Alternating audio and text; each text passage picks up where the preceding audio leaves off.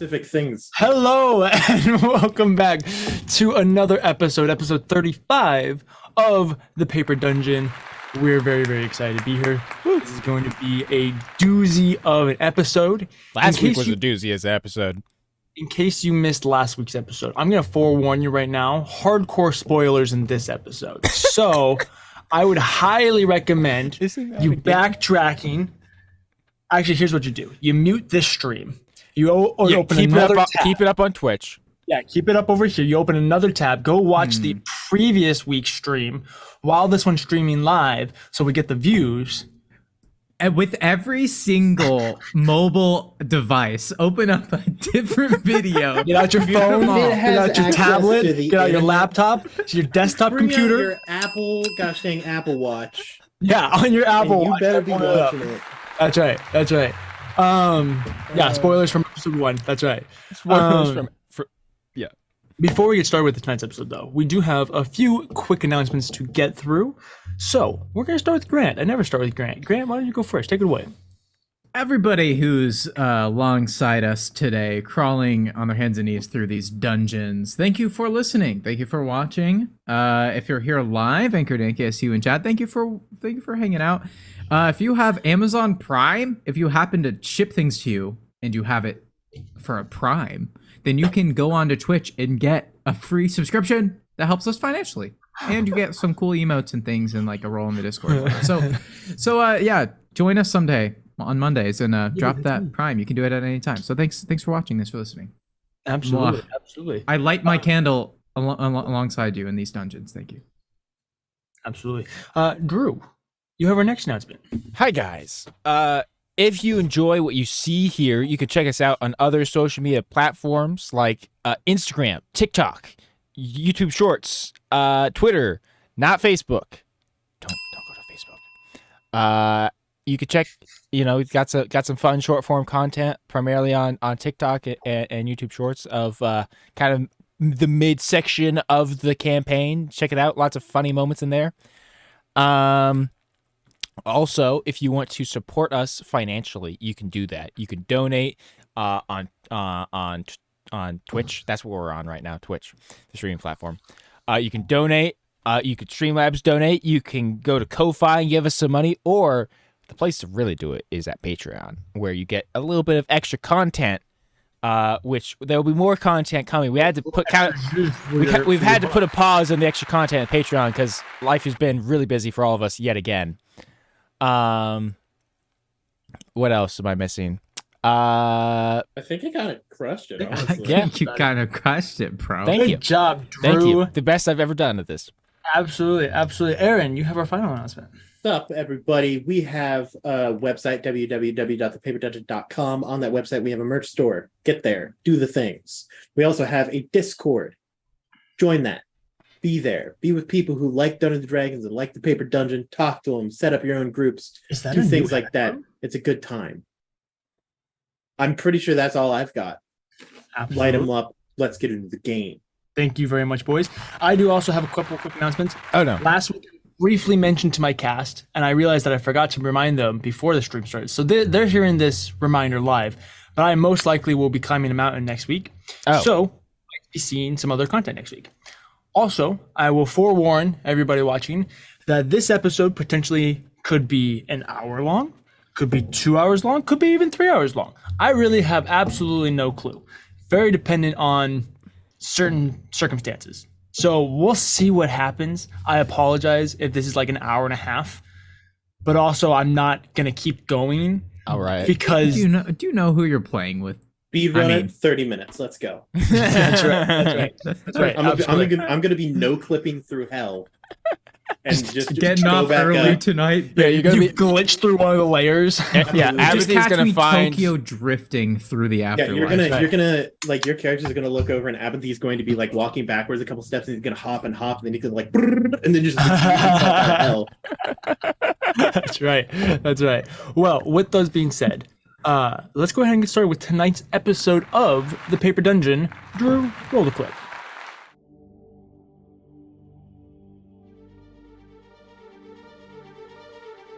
Welcome to Nico Muris, a world of lost legend and forgotten lore.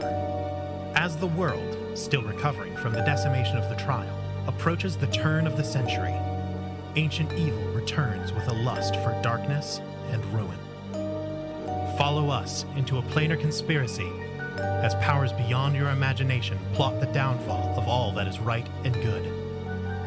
3 years have passed since our heroes fought a war to reclaim a fallen land. Now, they must once again take up arms and write a new story, a tale of glory, fear, and fortune, as they make their way through the Paper Dungeon.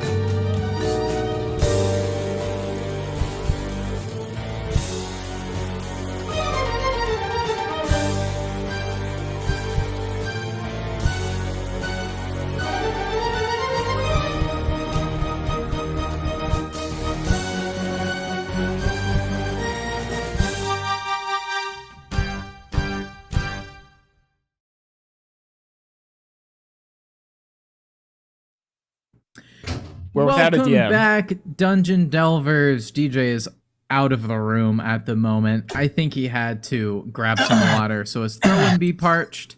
Hello. And so we're just going to get this started. Gang, you wake up You're dead. in a desolate red abyss. What do you do? Sorry. It took me a little longer to get water than I expected, but Classic. I'm about to do a excuse. Oh, lot I of already got started. Okay, cool. It's okay. Grant already laid down the scene for us. We're in a desolate red landscape. It's easy. Nice. So, in our previous episodes, our party defended Leshka against the forces of the Draconic Empire, or not really an empire, but the Draconic hordes that roam this land and that have aligned themselves with Clovar, specifically the Prince of the Dragons, Varim Raisir, and his allies. They were defending Leshka because he, A, is their friend, and B, has part of the Rod of 7 Parts. And so they wanted to prevent this from falling into enemy hands. When they did defeat Varim Raisir and his allies, they then returned from this fight and immediately made their way up north to a location known as the Church, the headquarters of the Order of the Chosen. They wanted to make some battle plans. They wanted to make sure everybody was on the same page, that there weren't a lot of infiltrators and traitors working from the inside, and to, like I said, make a plan. They made said plan.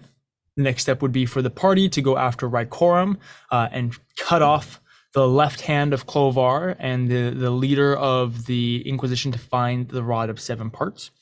And so they began to make plans for that specific mission. While they were doing that, there was a massive ball that was rolled into the center of the church, basically a big old announcement orb where Clovar revealed himself to the world through very classic Star Wars hologram-esque vibes. He revealed that he was simply an advocate for the people, that the gods in general had failed the mortal realm and the material plane, and that if the gods were truly who they say they were, then for the mortal races to offer up one final prayer basically denouncing the gods and their authority they have over the realm. That was his announcement. After you guys witnessed that, you quickly made your way back to Gambit's Keep.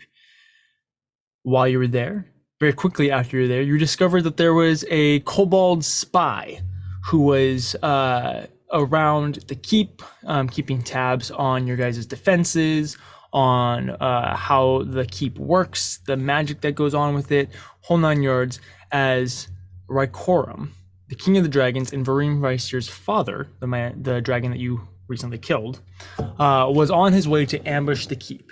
You guys had about 20, maybe 30 minutes of prep time as you kind of figured this out before Rykorum and 2 other ancient dragons arrived at the keep and immediately started destroying the landscape around the keep and letting off all of the dragon flowers and all these type of things so that they could basically siege the keep. In our last episode, the party fought said dragons, and they were doing quite well for a long time.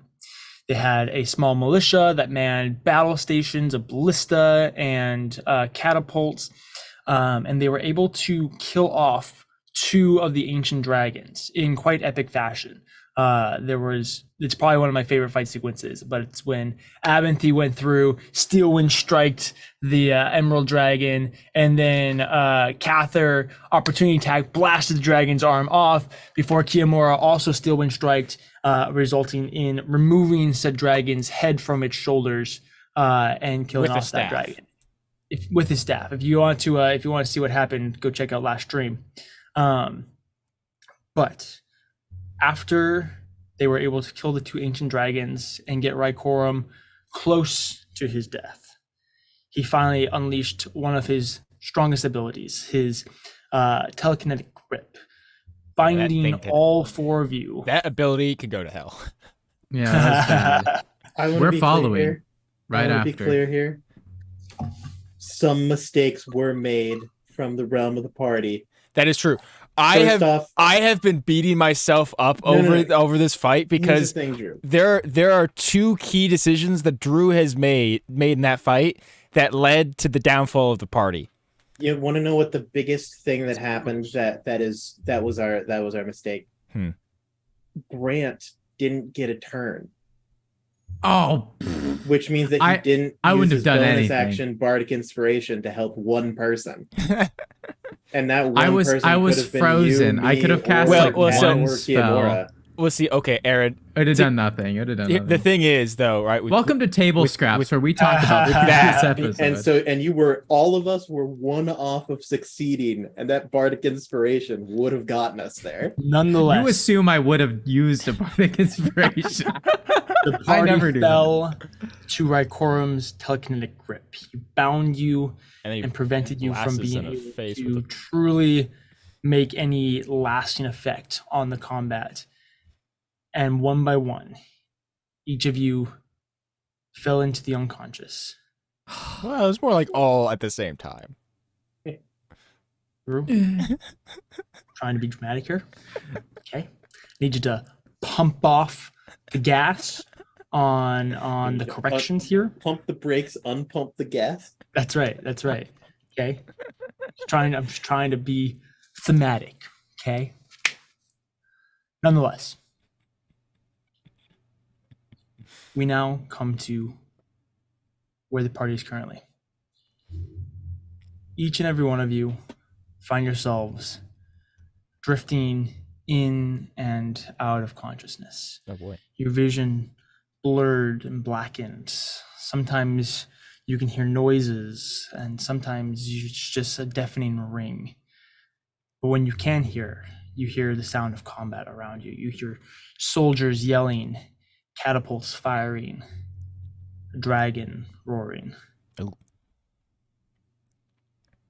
And you can feel this grip on your bodies slowly getting tighter and tighter and tighter, squeezing the air out of your lungs before eventually it all goes quiet. Fate's Gambit is dead. Oh, snap. I knew End the it. stream, guys. All right, great seeing you. I knew we died. I knew it. Each and every one of you, your souls leave your body and go to their respective places. Where that is, we'll get to in a second. GG, guys. Meanwhile, It's a great run, guys. Yeah, it's a good time. As we get to there, we're gonna go over what happens on the material plane for the next coming days. The militia that you armed and trained fought very, very valiantly against Rykorum. They continued to use their training and the inspiration given to them by the party, and were able to keep them from destroying a lot of the keep. Definitely a good chunk of the keep ended up being destroyed. You're not sure how much, but they managed to prevent a lot of that. Our boys. Woo! Not too long after Rykorum eventually left, he was ambushed by Tavut and a group of other allied dragons. Tavut is grandma, right? Yeah, Grandma Tavut? grandma. Yes, She's grandma. right. She's the ancient silver dragon that helped us That's my while we were dog, in bro. Couldn't have Pandemonium. shown up like 15 minutes earlier. Would have been great. Should have called her. If only somebody had used a sending spell. Nonetheless, Really want to throw it there down was here? another epic battle, one mostly of Rykorum trying to escape, which he eventually was able to do. Oh, boo. You didn't even kill him? Boo. Grandma! That just means we can kill him again. He now hides in his lair, far in the north, licking his wounds and preparing for the next battle. Wait, we're dead. How are we gonna? Shut up, How are we gonna Grant. fight him Stop again? talking. It's all making sense now. We're gone. We're like gone. Yeah, no, you're dead. You're gone. Oh shoot. Clovar quickly took the opportunity of your death to Well, that's twist not it optimal. to his goals. There was a public funeral held for the members of Fate's Gambit By Clovar? by Clovar. Ooh, interesting. Oh, rude. I haunt him. I would like to roll to haunt him, please. During the I ceremony, would like to during roll the haunting. ceremony- during the funeral, he publicly buried you. He honored you for the service that you gave to the material plane and the people of the material plane. And he used your death to kind of get a dig at the gods, claiming that if the gods could not protect their own champions, how would they protect the people of the material plane? How would they honor the people of the material plane? He said that the gods are weak and cannot be continued to rule over the material plane as if it's their playground. And this stirred the hearts of many members of the material plane. Now, It's all politics with this guy. See, here's the funny, like, Scoundrel. here's the brilliance of it all. All of it is like half truths because in reality, the material plane is not the playground of the gods because of the Archfey, which it is the playground for the Archfey. Also, Whose side are you I would like on? to state, I'm just saying this is He's- a brilliant move by Clovar. name one thing the gods have actually done that have been helpful this campaign. They brought back created us. I was going to say Cather's that's entire more existence. Cather's doing than the gods. Malice, okay, we gotta shout out Malice, who was like actively helping us Malice fight off the Fae. or Malice doesn't count because most of the gods weren't a fan of Dislike him for him. so What's, long. He was uh, basically mortal. well, Atrasil was helpful. Who's the sister? The Yeah. the It's god- like we did a knows. thing, and they were like, "Here's the god of scraps." grandmas. Move on with it. We're doing stuff. That's Sarah Julie Dahl. Andrews. Cather, Oh, me first. Yay.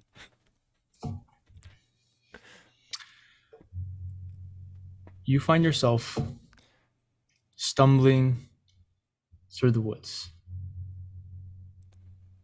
Blood pouring out of wounds. You're limping. You're barely even conscious.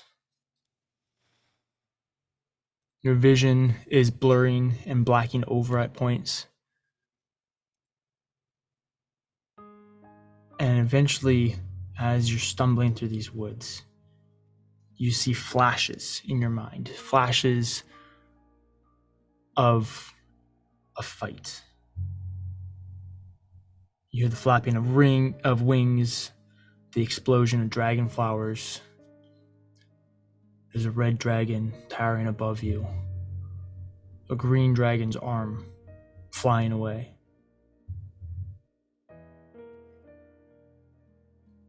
You see your friends fighting to the best of their abilities. You remember teleporting around the battlefield, encouraging your men, and looking for that golden opportunity to strike at that blue dragon. What was his name again? Does it even matter at this point? These are thoughts that run through your mind.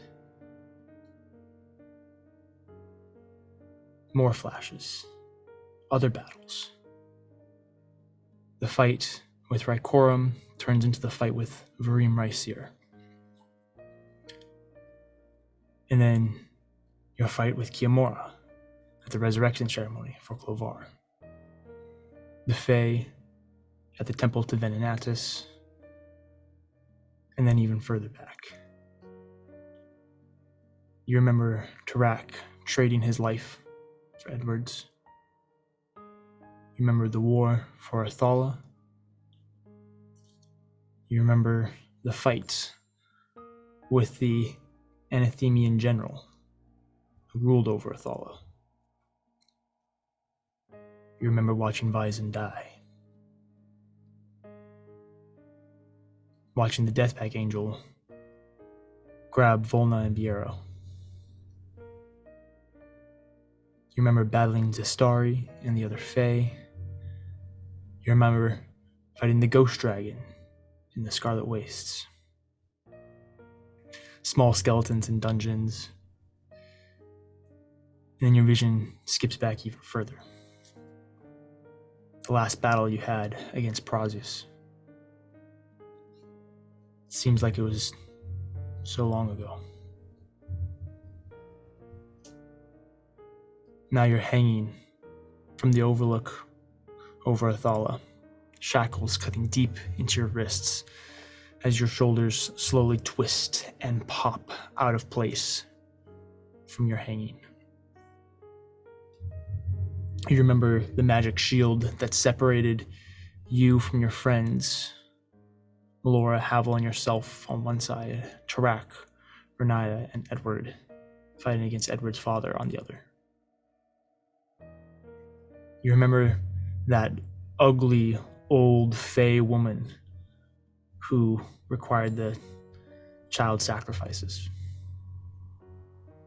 What was her name again? You watch as Malice tackles her in the sewers beneath Athala. You remember Melancina. You remember the Etten that you first used a Divine Smite on. So many battles. So much pain. So much death. And for what?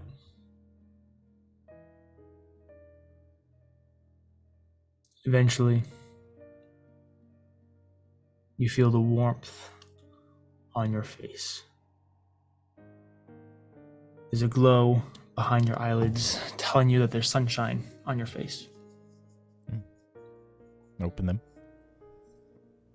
You open your eyes and you find yourself in a plush, warm bed.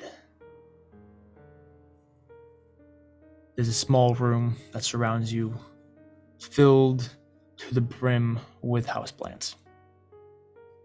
It smells like rich dirt and freshly baked bread.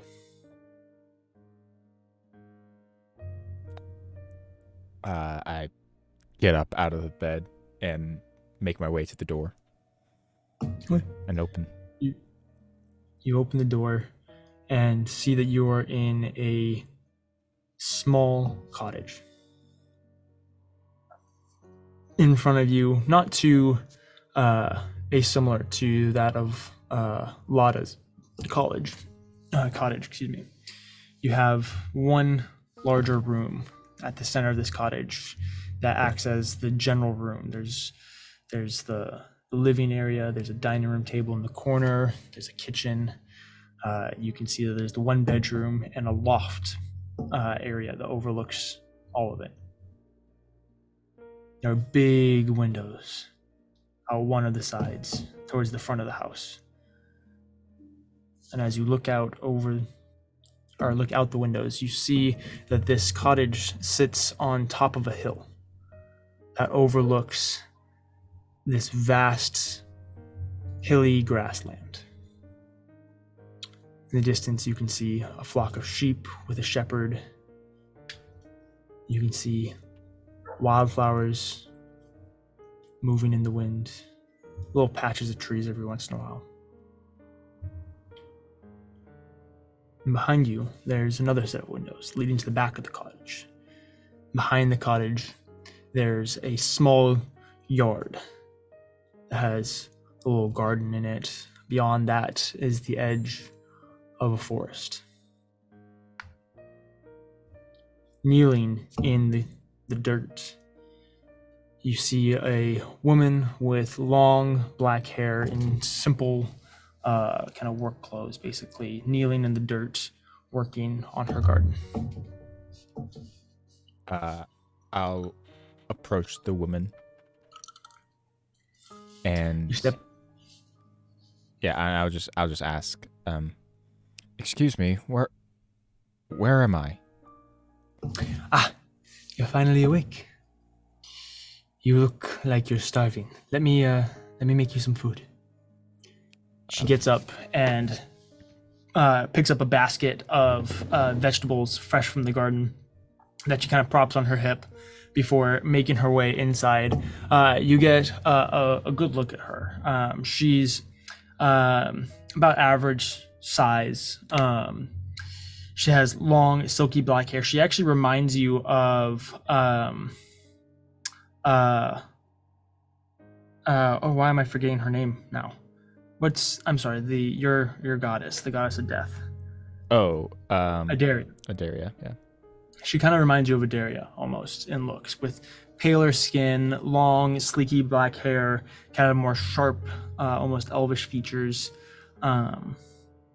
She walks into the kitchen and begins washing the vegetables before making a soup of some sort, something full of hearty vegetables. She then goes and has you sit at the table before offering you the bowl. Please. Thank you. She Reach out then and take it. makes herself a bowl, sits down across from you. Are you feeling better? I don't know, DM. Do I feel better? Do I feel like I'm weak? Like, do I notice, like, are any of my wounds, like, do I have any fresh wounds from the battle still? Do I have any of my stuff? It's very interesting. You are in simple linen clothes, pants and shirt, and you have no wounds. You have no scars. Oh, interesting. You are almost the undamaged, perfect version of Cather physically. Am I still a moon elf? Mhm. Okay. I'm doing quite well, thank you. I'm sorry, I'm so rude. My name is Cather. Who might you be? I know very well who you are, Cather. Who I am is unimportant at the moment. All right. Can you at least tell me where I am? I don't entirely know what happened. I know I was fighting someone, a beast of some kind. I think it was a dragon. But everything went black, and then I woke up here. Where am I? This place doesn't have a name. It doesn't. It is simply where I reside.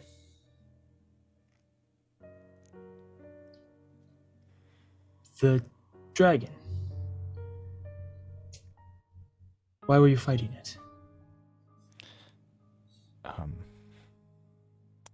He was aligned with a man bent on defying the gods and ruling the material plane. He came to destroy us.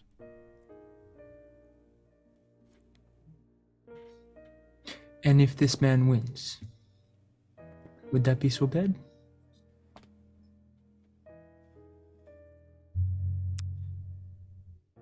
I cannot say for certain what would happen if he was successful in his goals, for I do not know his true intentions, only the facade that he puts forward. However, I have my personal reasons to fight him. Personal reasons. As much as I care about the material plane and the people that inhabit it, I could care less about them when it comes to fighting Clovar. He's made it personal. And because of that, I wish to destroy him.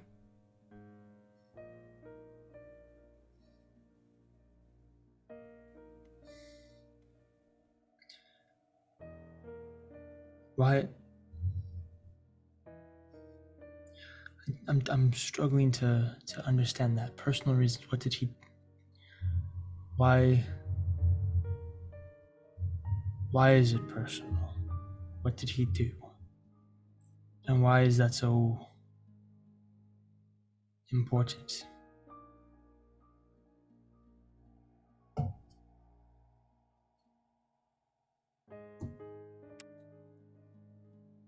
He reminds me of me. A man hell-bent on proving himself to be something and thinking that he can do whatever he wants as long as he acquires the power that he needs. And he sees himself above all others while claiming to be the world's champion. He wishes to be its controller. I once held that very same darkness deep in my soul. But I was saved from that. Saved from that life. And now he wishes to kill, destroy, and murder all of the people that helped me become a better person. The mortals and the immortals that were there along the way for me. And I cannot stand for that. And I cannot stand for him pretending that he is a champion of the people when not once has he asked what the people what they want. He claims that the gods failed in their duty to protect this world. But I would argue much of the opposite. And I would ask the question, who made him the people's voice in the matter?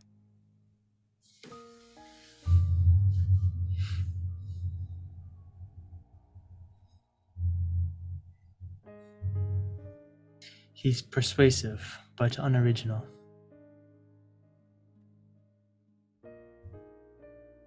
I find it very funny that he's using the exact strategy he used to overthrow the Fae with the gods.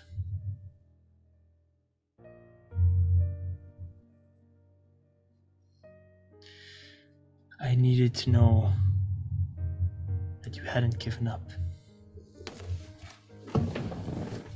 That you were still willing to fight.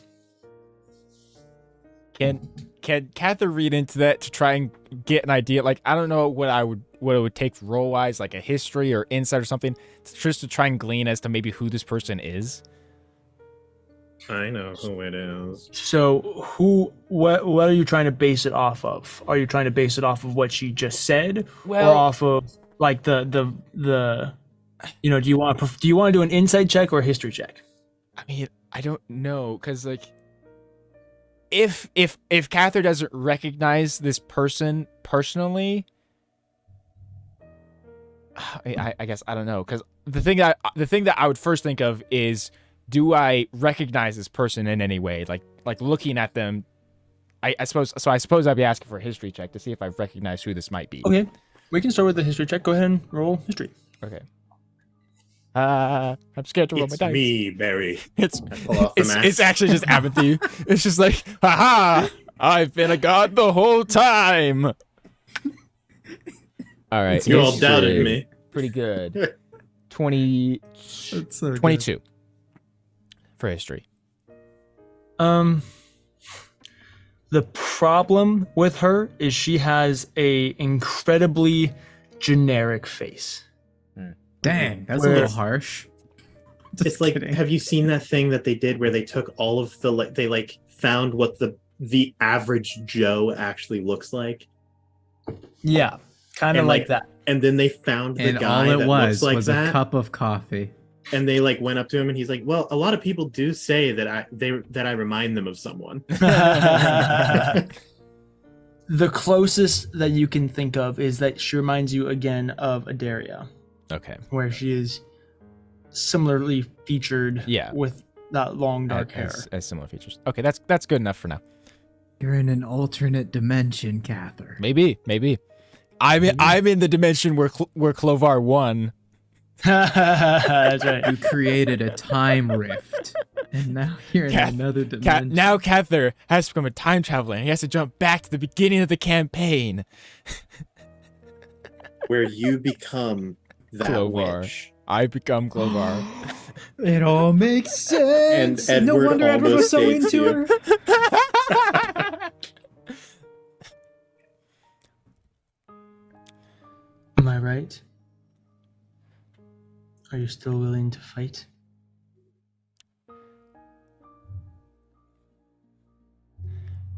Yes.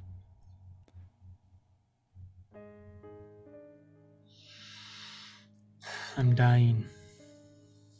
I don't have a lot of time left anymore.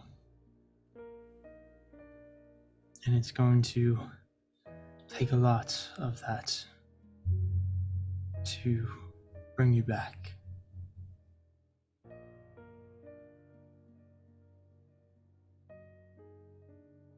But my daughter and granddaughter will be very happy to see you again. And the world needs someone. As soon as she says that, Cather immediately like stands up in shock before like kneeling down and bowing his head low. Mother Goddess, I'm so sorry. I did not recognize you. Stand up. No, stop.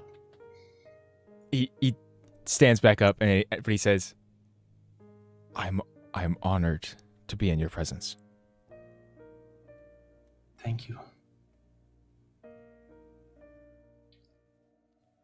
Grant still doesn't know who this is. No. I told Oh, him no, this is I what know. I've been messaging him. I know. Oh, who yeah. Like, hey Grant, Yeah. that's who this is. You know who this is, right? Yeah. You all know who this is, right? In chat, you better know. Cather, you look Refer to down the now wiki. upon a face that you almost can't help but recognize.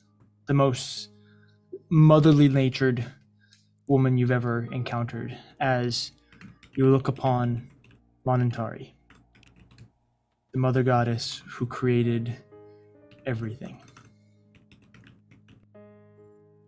Please sit down, Cather. Yeah, he somewhat sheepishly sits back down and but still like face of somewhat, just shock and surprise. I am nothing special. Simply a creature who fulfilled her nature. Okay. And she's like, she has her hands on the table now, and you can see that she's like kind of wringing her hands a little bit. Maybe not nervous, but maybe a little ashamed, if anything. Okay. There's so many things that I've done wrong, and mistakes that I've made and learned from this process of creation and life. And it's you who pay the consequence for my mistakes. And for that, I'm so sorry.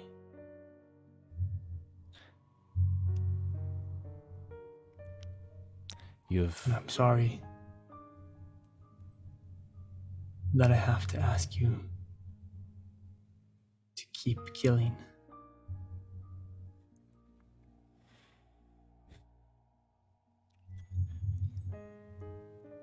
But there is need for a warrior,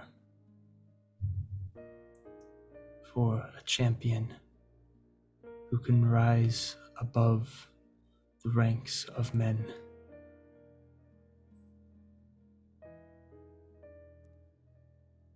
who can perform this duty. Cather will you said her hands are kind of like resting on the table. Yeah, they're as just she's on the rubbing them. table. She's just kind of leaning forward a little bit. Just very gently kind of will put one hand like just on the wrist of one of her hands, and he will She places her hand over yours. and just kind of looking like, like the shock turning to a very stern seriousness. He'll say, "My lady, I have killed so many people in this life and the previous.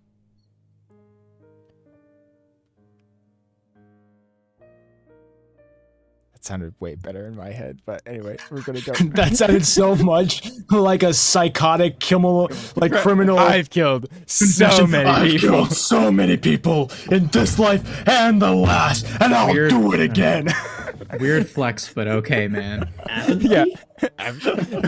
Yeah. This is an Aaron character right now. But staring at it, he'll say, "There are many things that I regret as well, both from this life and my previous one. Many actions that I chose, many decisions that I made, and many lives that were lost at my hand directly and indirectly. But I've found myself these past several years.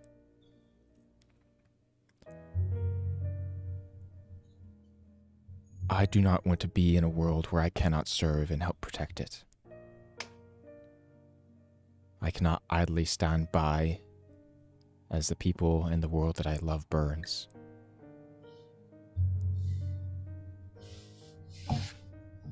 Someday I will get my rest, and I look forward to that day.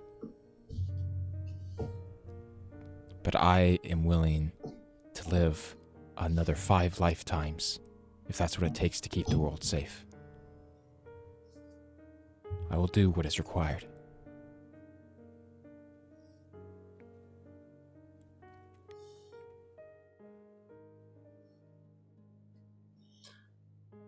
You need to return to the material plane.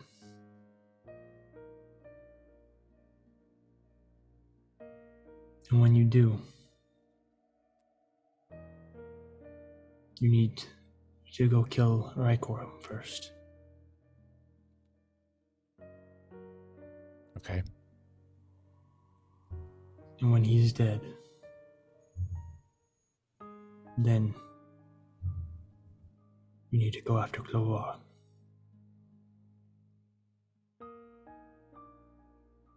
I can't promise that you will be successful against him.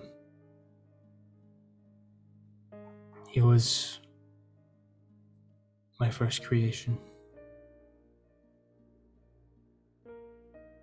And he knows a strength many have never seen.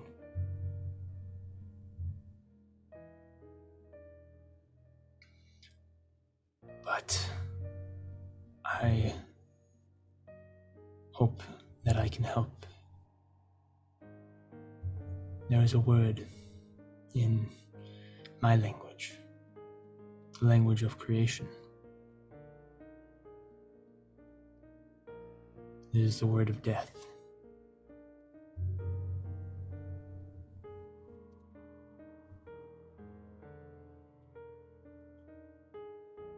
And I wish to give you that power.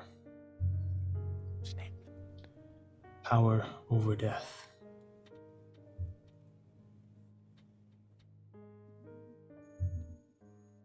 The word is Vemori.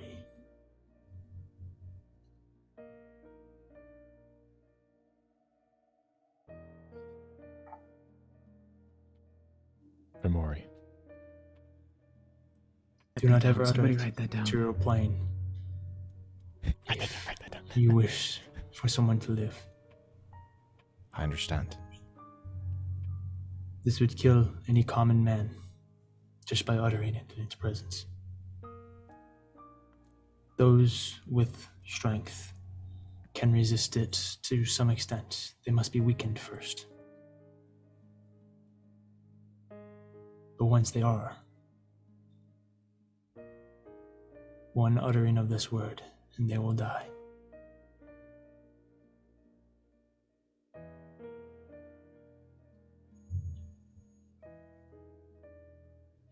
I understand.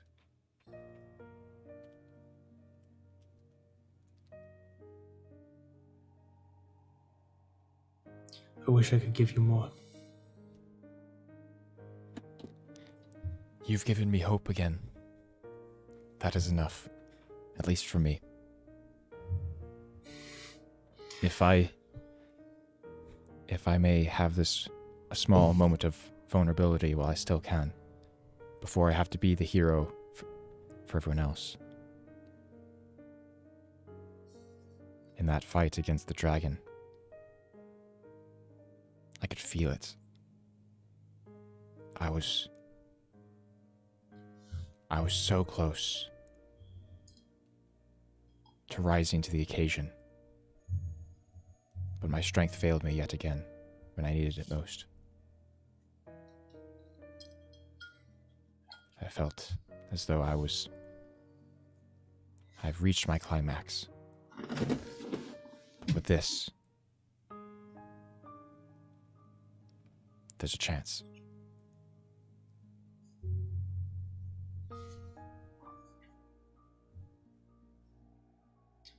You have more in you. More capabilities. More of your potential to unlock. When you face Clovar is when you will be at your strongest. Thank you. She stands up at this point Yeah, he'll stand as well. before going over, and she just pulls you into a really gentle hug. Aw. Just, this is the embrace of like your mom when she's like just tired, Mm-hmm. and she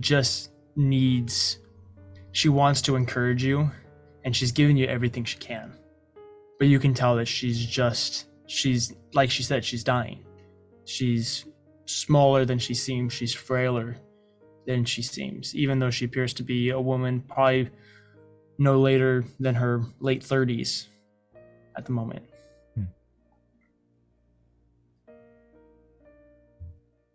She'll step back.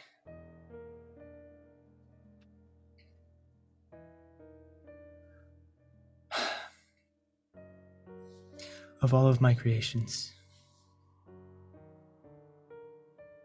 I'm very proud of you.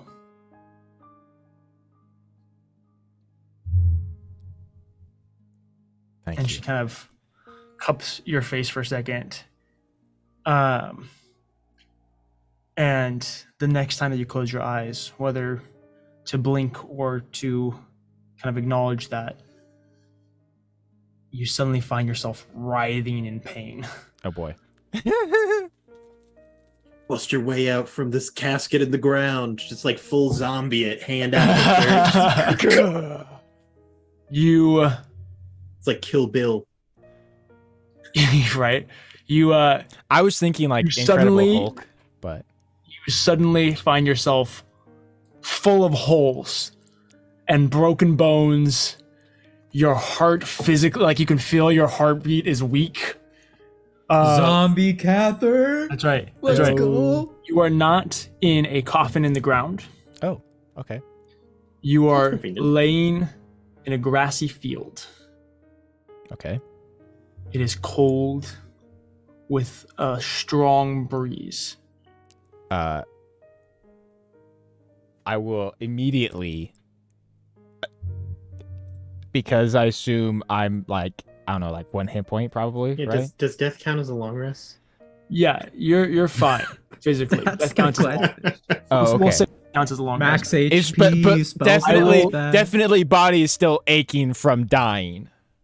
Oh yeah, no, you're still recovering, definitely from dying. Man, Yeah. if you had a nickel for every time you died and woke up in a grassy field, you'd have 2 nickels, which isn't a lot, but it's weird. But that it's more happened than twice. any other person in the world. Yeah.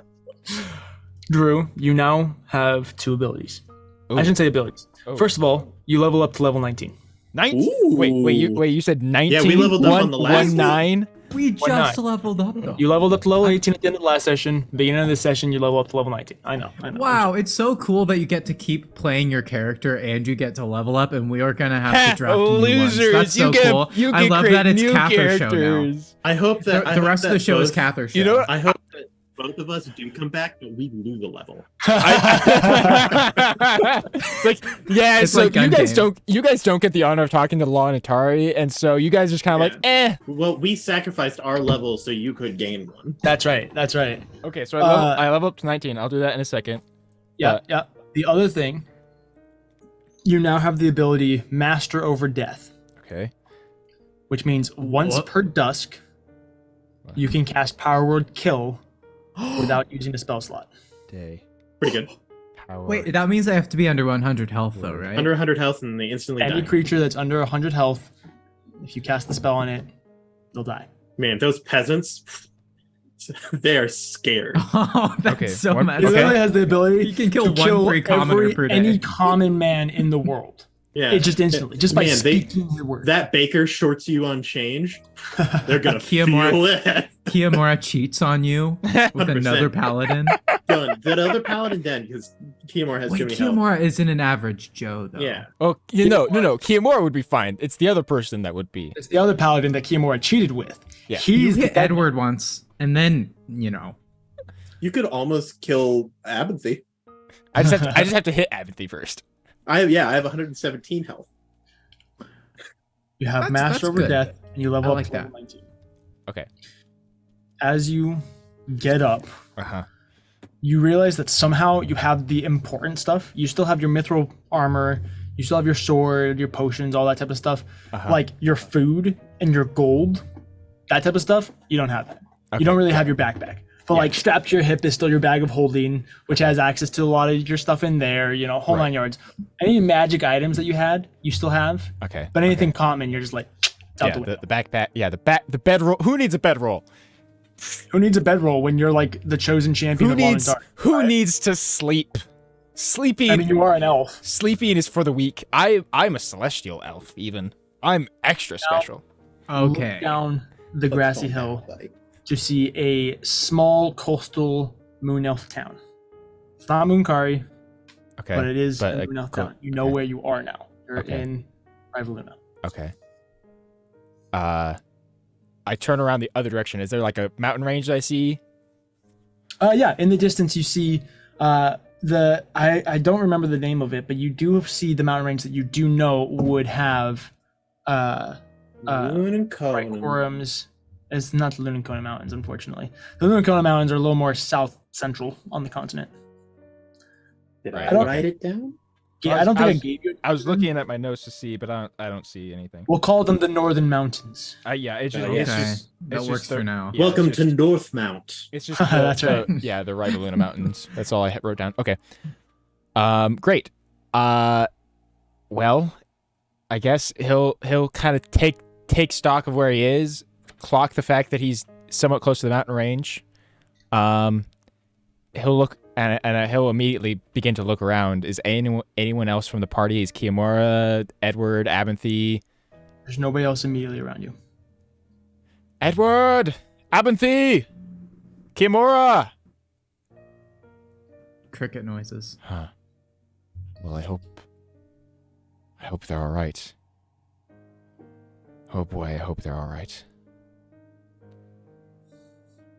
And he will just begin to make his way down towards the town. Okay, absolutely. It'll be really awkward when they were like all at the funeral, and they were like, "This already happened once." I hope that this is here's, such a so here's gonna be the funniest part. Anyone who like was in the war to retake Athala, right, is gonna be like who was at Cather's funeral then Clovar has a funeral for us again. And You then know that they're sitting there and they're like, if Cather's gonna show up and everyone's gonna be like, well, shoot, yeah, why not? You already died. It took you longer this time. Right? Yeah, last time it was only a day. We were waiting. yeah, I hope that this is such a small Lazy fishing town bones. that they not only don't know who you are or that you died, but they don't even know that there's a war. Oh, 100%. Hear me out, Cather. Probably Give what's going Clovar the credit for resurrecting you.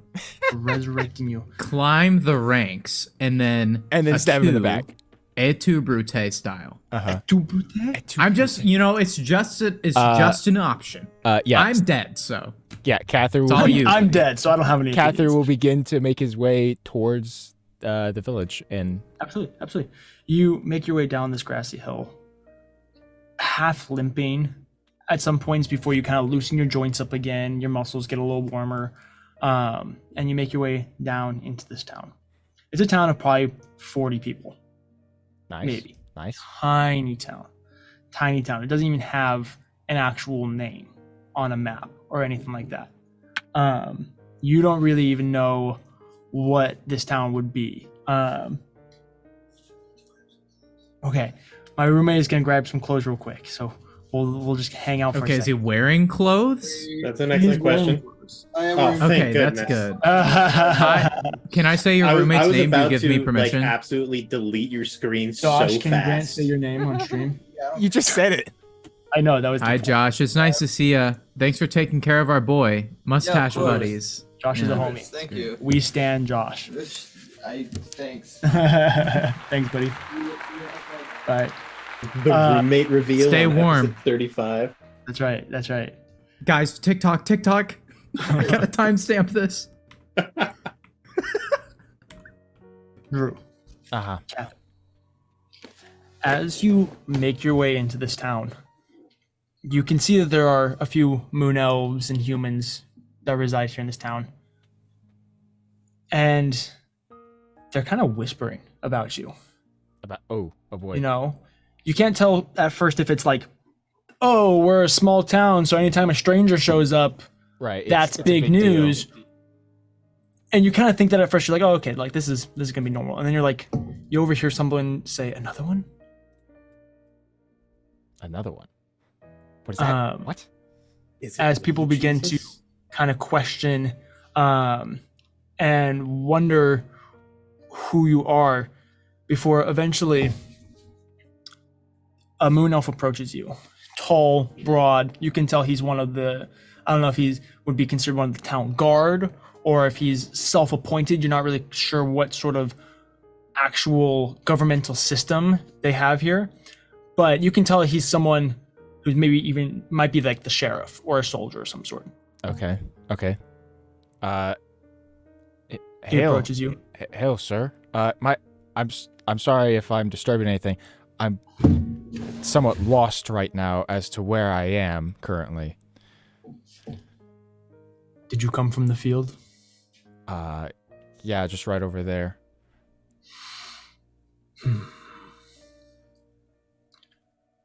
Do you know a horned elf?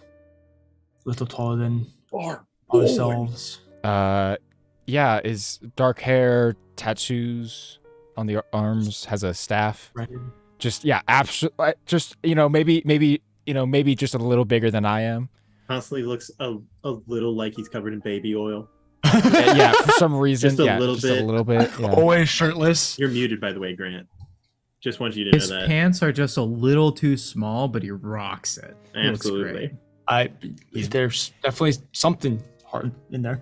Oh, what what that- are you whoa, doing whoa, here? DJ? Gosh, you were making degenerate. innuendos and you went straight for the throat. Wow, we were being all subtle and goodness, I've gone bright red. Anyway. He leads you. He kind of gestures, "Follow me." Okay. Before leading you into one of the buildings. He leads you into this tiny little tavern, the only one here. It could probably sit 10 people max, Sure. you know, which is a fourth of the town. Yeah. So it's pretty great. But in the corner, you can see, talking to another man, the familiar face of Kiyomura. Oh my goodness. Such relief. Pretty quickly, Cather will make his way over to Kiyomura. And he'll say, Kiyomura, you're all right.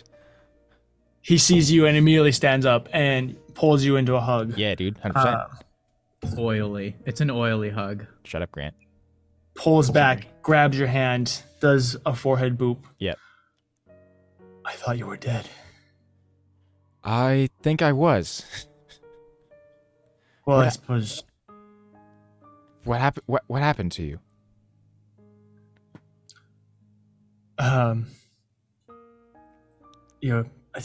Let's here, sit down. Yeah. My friend, would you please grab food and drink? Oh, I'm so sorry. I did not mean to interrupt your conversation you're already having. This is more important. No offense. Wow. I look down at the person. What do they look like? It's just odd or even. This is George. Odd. Wow. What did you say? Odd. It's George. That's all he is. No one talks to George. He was so excited to have a Nice. conversation for the first time. She's a moon elven woman. Looks to be probably in her very early, the equivalent to what would be her early 20s or so, whatever Okay, that. yeah, be. around 100. Still know. named George. Absolutely. And you could tell that she was kind of like hanging on Kimura's words, I where see. she kind of looks like She was- awestruck. She's she probably was- the only girl her age in this whole town. Yeah, and 100%. suddenly a handsome stranger comes in from out of town with war stories and all these. Katara moment. Yep, that's right. You know. 100%. So she's. It's This like is- This you is know. Drew's campaign 3 character. That's right. George, spelled Georj. Yes. But Your. you and Kimura sit.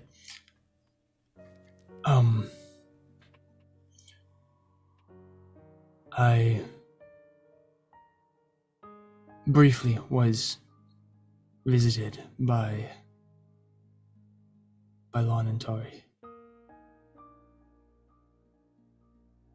Okay. I'm sorry. Continue. She said that there are people in the world who are destined to lead and to save it. And there are people in the world who are destined to make that possible.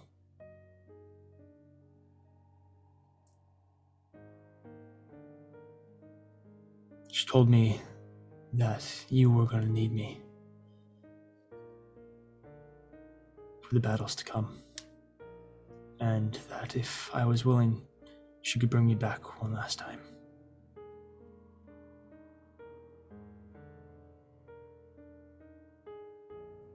So I'm here, and I'm so glad that you're alive. Yeah, I hope the others are all right as well. We'll see what I don't know where they are. But yes, as you've probably inferred, I was also visited by Lon and Tari, and she gave us a fighting chance, I think, and some insight into what our next steps should be. And I think we should follow through with them. And I'm very glad that you're here with me right now, Kimura.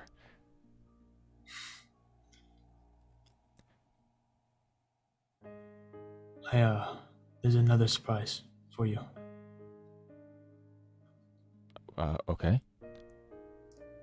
Here, come with me. Yeah. And Kimura gets up. And this tavern has like a room, like in the back. Like Like it has like the room that you main rent out. room, like the open bar / kitchen area, and then like one back room. Yeah, there's like one room where like there's a bed in the corner for the random wandering soul traveler coming through. Yeah. Who needs a place to sleep. Kimura leads to that back room before knocking on the door a few times. He then kind of cracks open. Are you awake? And you hear a mumble from inside before Kimura kind of nods. Well, probably best for you to just go in and see. Okay. He like gives Kimura a very strange look as he pushes open the door and begins to step in and turns to face whoever is in here. Is it me? Is it no? Is it me? Is it me? Is it me, Jesus? But Cather, you step into the room It's Cather's dad. That's what it is. and you see sitting in the bed Jesus Christ. Bison. Basically the same thing. For those of you who are new, Bison is Cather's best friend who was killed previously in a fight, and it was real bad. Fiancé He basically to his sacrificed sister. himself to Okay. save our lives. Okay. Yeah, this is going to get so What? awkward. Oh my God, Grant, we talked Reception about this. is back. Him and Kiyomura are going to be so awkward because like Kiyomura was so hitting on his We sister did talk or about his this. fiance. Bro. Yeah, I Bison. mean, is he standing? Is he sitting? Like, what's going on here? He's sitting up in a bed. He's not quite the same. A little more gaunt, a little thinner, more steel cable-y esque with his muscles and less bulky soldier esque. Uh-huh. But breathing Weasel archetype. and seemingly alive. He's just completely shocked. Just dumbfounded and just gawking at him. Like hardly able to believe his eyes. It's not permanent. But But you're here. for now, yes. He rushes over and just embraces him in a huge hug. Okay, all right. Okay, The music swells. you're heavy. He'll let go and it's, It's How- gonna take me. how are you Couple here?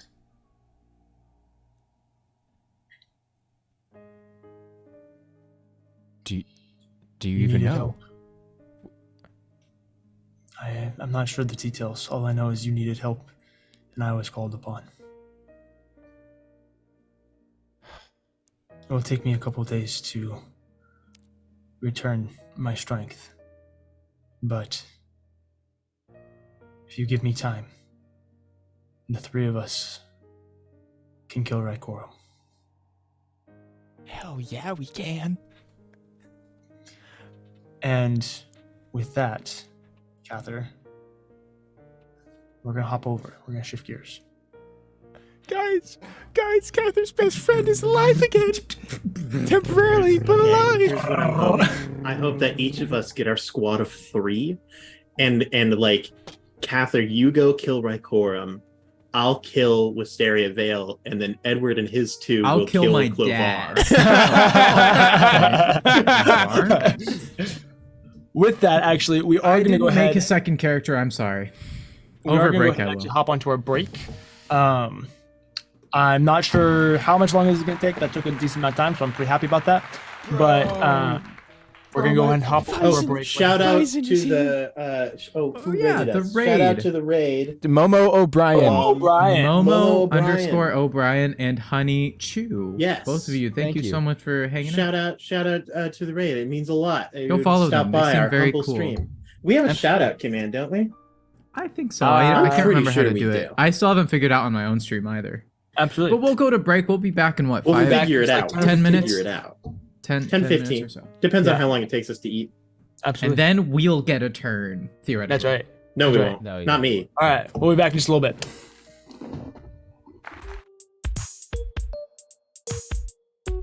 All right. And we are back. Welcome back, everybody. Time for us to play Miscellaneous People. I'm Dave. Oh, yeah. Hi, I'm Ben. My name's Stuart. Avanti. First thing you notice is a howl of wind in your ears. Oh. No, not like a wolfly howl, like wind howling past you. You're back, shivers from the cold air, but your front is warm. You can hear rocks crashing around you. You can hear the small claps of thunder as flashes of lightning, just the brightness flash across your eyelids. You open your eyes and immediately have to blink them rapidly to adjust to not only just the light, but also the wind and the smoke that attack your eyes. This pandemonium again. That'd be kind of funny. Did I get got? That's messed up. That would be pretty. That would have been fantastic, though. I kind of wish I did that now. Audible. You could still do it. Your eyes eventually adjust, and you find yourself looking over the lip of a volcano. You're high in the air, it's cold, you're at the summit, hence your back being cold, but the molten magma that bubbles and roils in front of you is heating your front quickly.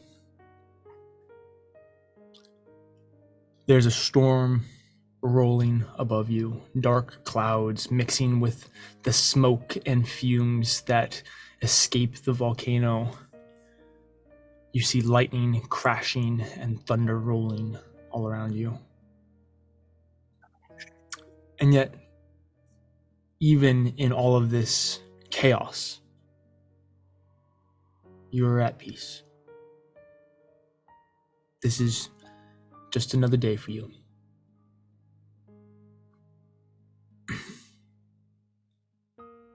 Before you realize that you're holding someone's hand. You look down, and as you look down, you hear this old woman next to you speak.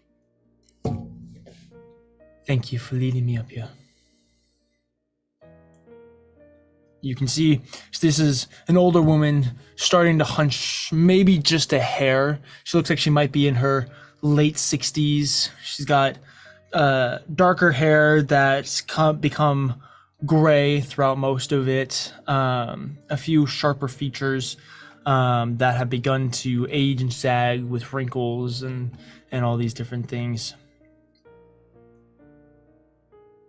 You look down at her, and she continues, looking down into the volcano, watching the magma boil and churn.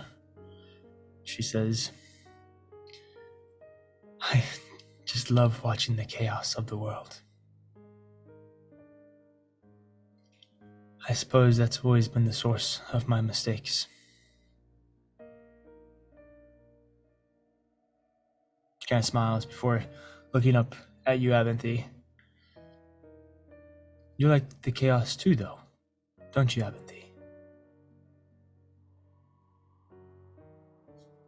Yes, mysterious old woman. I suppose I do, if that pleases you. I'm sorry, do I know you? Where am I? Who are you? She kind of chuckles to herself. You know, that's what I've always liked about you, Avanthy. You like the chaos. You try to understand it, but you've never tried to tame it. You just let it be. You might guide it, you might direct it, but you've never stopped it from being chaos.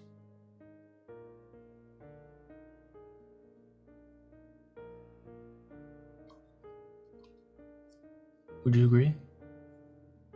I mean, I suppose so. It doesn't seem as though chaos could really be chaos if it could be controlled.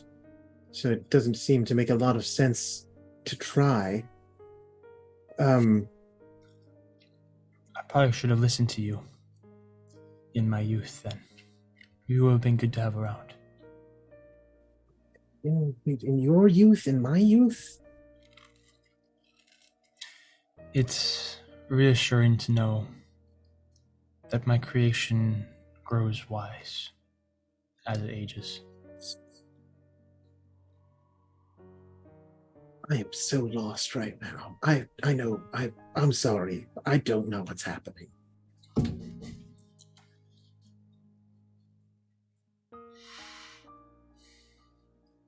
I suppose you probably wouldn't recognize me. Not in this state. Nobody's ever seen me in this state before. Who do I know that can become old without aging normally? There's like 3 people. I'll get it. I'll get there. Just give me like a first letter or something. In the end, who I am doesn't matter.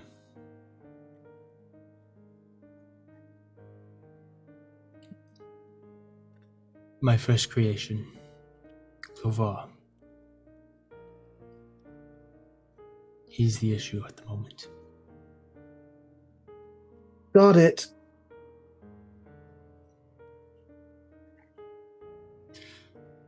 Clovar is trying to tame it. The chaos of the world. I suppose that's my fault. Yup. The result of my first attempt to tame the chaos.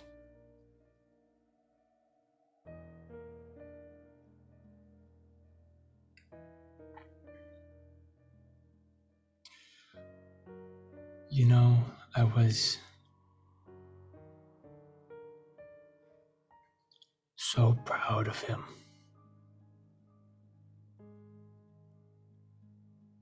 Of my work.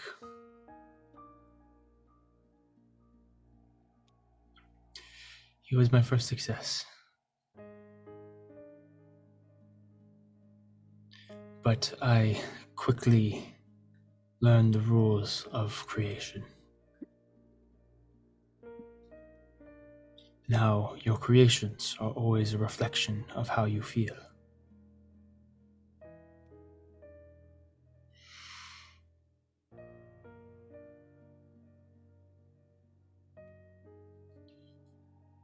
I do not hate him, for he is just like me. Simply a creature fulfilling its nature.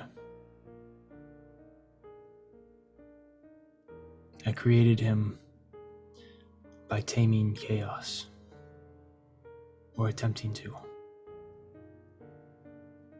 And now that is his purpose. And the pride that I felt after his creation imbued itself into his nature. And now he feels that he is the only creature in the universe who can tame the chaos. Which has led us here. The volcano. The volcano is supposed to be symbolic. Oh.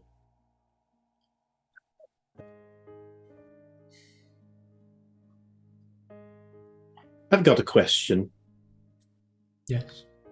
Well, I have a lot of questions, but I have a couple that are pressing. So I know who you are. Why didn't you just come back and fix it? Like, where have you been? You just mess up and you're like, I'm going to leave someone else to clean up my problem? It seems irresponsible. And I'm the king of irresponsibility. I thought I did clean it up. I came back. I brought destruction to my creation. And I thought I killed my first piece, my first work. And then I left. I grieved. And I thought I left the world in good hands. I thought it would be better than it was. And it was for a while. The age of pandemonium destroyed everything. There was hardly any light left in the world.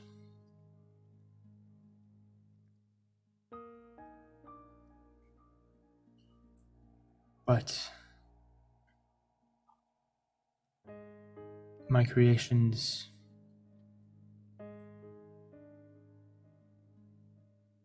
they all have my shortcomings in them. Everything is flawed, like myself, like their creator.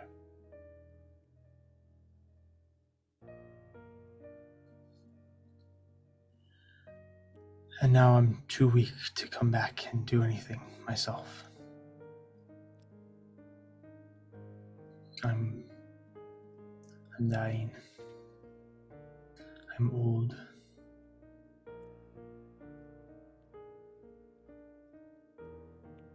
But my hope is that you can help.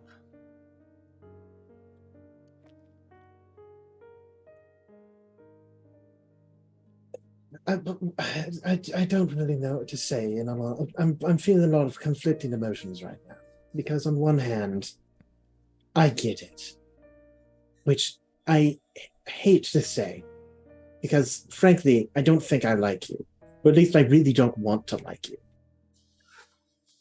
But I get it. On the other hand, I don't want to help you, but what I do want to do, I think ends up helping you anyway. Additionally, I really don't like getting help from people. And so I'm conflicted about this whole situation because I feel like you're trying to help me, and I don't want to accept it, but I also think that it's really dumb if I don't. Basically, I'm acting like a spoiled child, which is very in character. I can't force you to do anything. And the decision is yours. You can pass on to an afterlife and be sent to the 9 hells and spend your eternity with your love.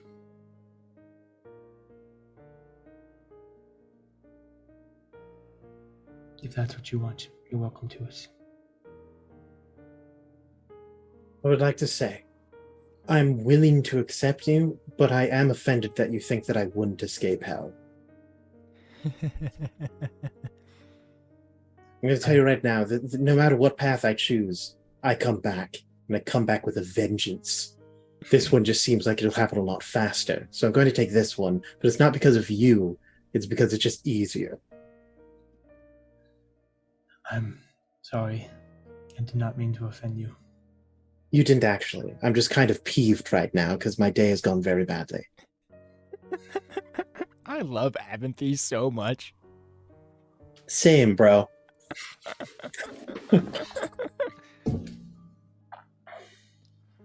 Well, I assume that this isn't a good thing for you, though. Which is a bit of a bummer. Like, I'm not a fan of the divine. Mainly because I think that you made a terrible decision in giving some mortals divinity. That just seems like a bad plan. Like, should have just let that lie.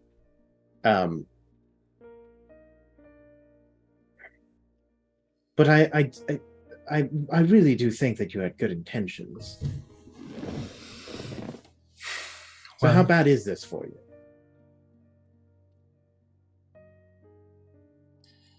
Do you have children, Avanthi? You have Talanashta, I suppose. That's about as close as it gets, and she's more of a little sister than anything. The closest that I can relate this to is watching your children fight and kill each other. You love all of them with all of your heart, and it's broken. Every moment of every day, watching them scheme and hate and destroy each other. What about helping me? What's the toll that it takes on you? I will essentially die faster.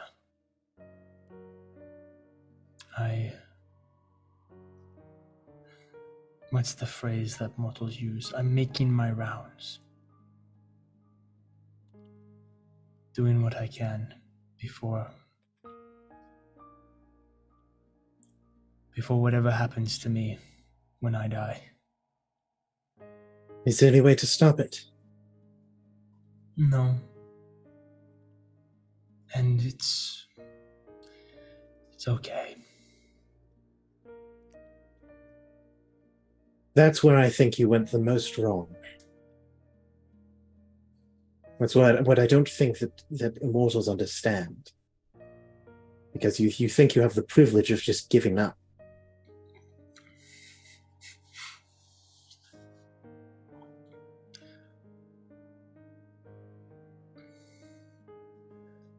I'm not giving up. If I was giving up, I would let Clovar do what he wanted. If I gave up, I would have never interfered in the first place.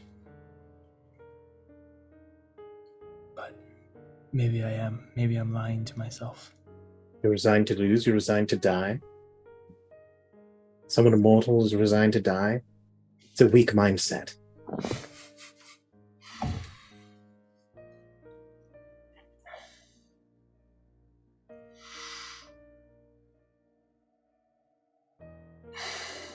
I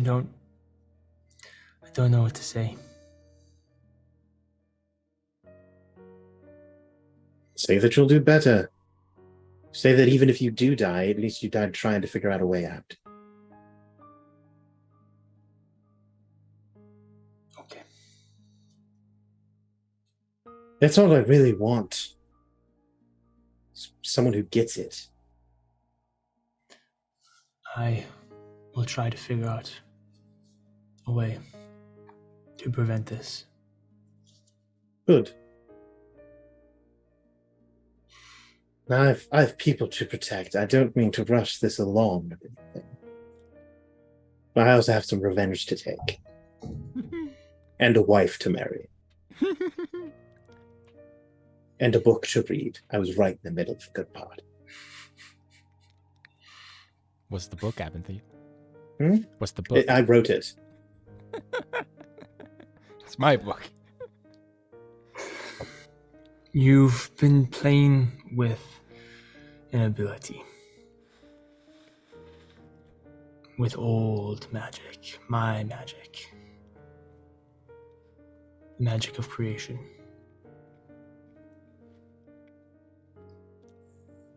And you've been so close to unlocking it. But your vision is too narrow. You need to think bigger. At which point she reaches up and she just taps your forehead. And all of a sudden, you zoom out. You see the world around you as one layer. A layer made up of little strands that all weave and interconnect. And you recognize the weave, overlapping everything, creating everything. And then you zoom out even further. And you watch as the strings of the weave get to the end. Maybe not the end, but their source. And you look beyond and you see the source of everything. This infinite font of magic, of mana, constantly overflowing with magic. Magic that's then taken and spun into the threads of the weave. You have this almost out-of-body experience as you literally see the building blocks of magic. No longer is it threads that you pull on to manipulate and to contort into whatever spell you want it to be. Now it is the thread itself, where you make the individual fibers with the energy and the abilities that you want them to do, and then spin them. And you unlock the ability of mana. Yeah, my ability had a cooler name than yours, Aaron. Loser. You should know. You should know, Drew. Abilities get stronger the less words that are included in them. Like if you have a sword that's like the blade song of Fifth Ethereal, and then you have one that's just named Murder, one of them is going to be stronger than the other one. Fair, fair. You got me there. Aventhy, I'm going to share this document with you. Yeah. But for everybody at home to know, I'm going to read it to you first. Okay? So, using mana. I'm actually going to finish chewing the handful of good choice. Hey, everyone, just in this in between, just as a reminder, we're going to be talking about this episode on Thursday. A little show that we call Table Scraps. I run it. It's a little talk show where we talk about the show on Monday. Sometimes other people stop by. It's a good time. We talk about all sorts of things, not just Dungeons and Dragons, but if you're having a good time here, you want to know about us, about the show that we run, about anything behind the scenes, or even just talk about whatever you want, like Twilight. That's for some reason a very common topic that pops up more than you think. More than you'd realize, yeah. Or just Bionicles. anything fun, Bionicles, anything that strikes your fancy. My opinion on, I don't know, what Wizard of the Other Coast is goddesses. doing now. Magic the Gathering, whatever you want. Stop on by on Thursdays. Check out our Discord and stuff. It'll be a great time. 1:30 to 3:30 CST. You'll know if you're in our Discord. Absolutely. So, using mana. Mana allows you to bypass the limitations of the weave and cast magic in new and fantastic ways. When using mana, you can cast spells not usually available to your class, strengthen the abilities of a spell, or combine and change pre-existing spells.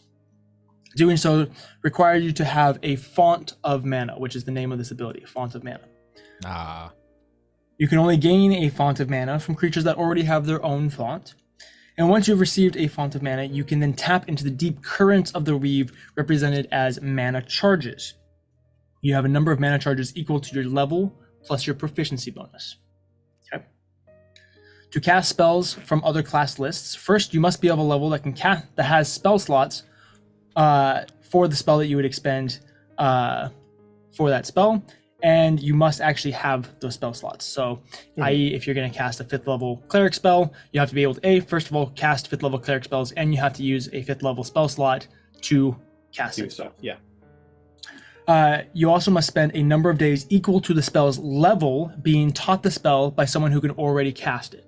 So you gotta go through the process of learning the spell. Okay, you can't just figure it out. You gotta actually go and learn it. Once you have been taught the spell, you add it to your spell book, and you can prepare it as usual.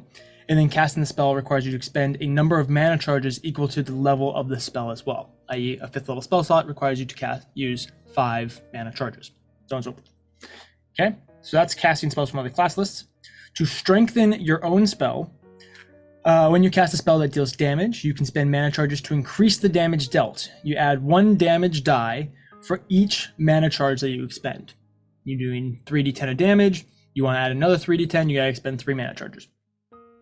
When you cast a spell that targets multiple creatures, you can target an additional creature for each mana charge that you spend. And when you cast a spell that has an area of effect, you can extend the range of the spell by 30 feet for each mana charge you expend. So on and so forth. To combine and change spells. This is the complicated one. Hmm. Okay. So combining spells allows you to supplement one spell with another. The combined spells does not have the total effect of both spells, but rather a hybrid of the two spells. When determining what a combined spell can do, choose one of each of the following components from either spell to create the new spell.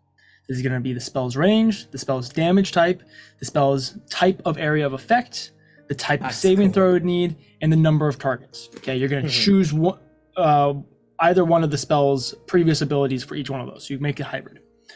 So Furthermore, he could combine like fireball with cone of cold and make it a cone of fire. Cone of fireball. Exactly. The cone of fire that still requires like a con save. Yeah. Nice. Furthermore, the damage that a combined spell does is equal to the damage of the higher level spell plus half the damage of the lower level spell. Okay, so you gain a little bit of damage from it. You cannot shorten the casting time of the combined spells. So if one of the spells takes an action to cast and one of them is a reaction to cast, the combined spell takes an action to cast. Gotcha. The combined spell's casting time will always be the longer casting time of the two combined spells. I think I just said that. Also, to combine the effects of two spells, you must expend a spell slot from each spell, or for each spell. So if you're going to combine a 4th level spell and a 5th level spell, you have to expend both spell slots. Okay? Gotcha. You can only combine spells of which the combined spell level is equal to or less than your spellcasting ability modifier plus your proficiency bonus. So if you're, say, a 20th level wizard who has a proficiency bonus of +6 and an intelligence modifier of +5, the total spell level could be 11. So you could do a 9th and a 2nd level spell, an 8th and a 3rd level spell, so on and so forth. Okay? Or a 4th and a 5th, so on and so forth. Casting a combined spell requires you to expend a number of mana charges equal to half of the combined spell's level rounded up. So again, if you're casting a 4th and a 5th level spell, that's going to require you to spend 5 mana charges. Okay? Gotcha. If the spell has multiple targets, the damage die can be split as you choose. So say you have 3 targets, there's 60-10 of damage total. You can choose to either do 2d10 to each of the 3 targets, you can do 4d10 to one of the targets, and a d10 to each of the other ones, as long as you use all the damage die and everyone at least receives one of the damage die. You can't say, hey, I'm going to target 3 guys, but actually only dump all of the damage into one guy, so on and so forth. And then finally, when you combine spells with more complicated abilities or ones not described in this guide, it will be up to the DM's discretion as to the limitations of combining those spells. Little caveat: if you want to do really complicated stuff like combine with freaking fireball or something like that. There will be a quiz on this at the end of the stream, chat. So make sure we expect you to remember all of that. You were taking notes. Yeah. There's going to be a quiz. Speaking of fireball, just saying, Abinthy combining fireball with magic missile. I thought about that spell. I was like, this could get busted real fast. That's deadly right there. As another question. Okay. Actually, my first question about this. Did you mention anything about increasing or decreasing the duration of a spell? So I don't remember. Let's see. Let's look. Spell range, for damage type, area effect, type of saving throw, number of targets. So if it has concentration, if it has a set time level, we'll add this to the thing. Yeah. Let me fix it in post. Fix it in post, everybody. Yeah. Because I'm thinking of things like a clone. Like we've previously used mana to like decrease the amount of time it takes clone to come to fruition. I'm thinking the gosh dang delayed blast fireball can be like basically act as though it has been out for a longer amount of time than regular. So we'll say for now that you can choose either of the 2 durations from each spell. Gotcha. If a spell requires concentration, the combined spell will also require concentration, and you can hold it up to either one of the 2 time allotments given to you. So if it's a spell that typically you'd have concentration for a minute, and you want to make it last for 10 hours, and you combine it with one of those spells, you have to maintain concentration for the full 10 hours, but you could do that. Gotcha. Okay.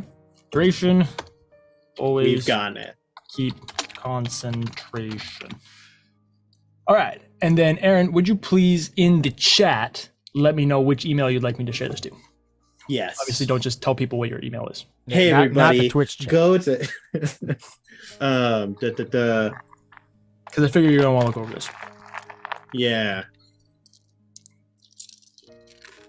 It really sounded like you were handling dice, and when I looked over and you popped them in your mouth, my brain for a split second was like, "What is Basically, happening? I just now This realized- man is eating dice." Aaron became the most powerful sorcerer.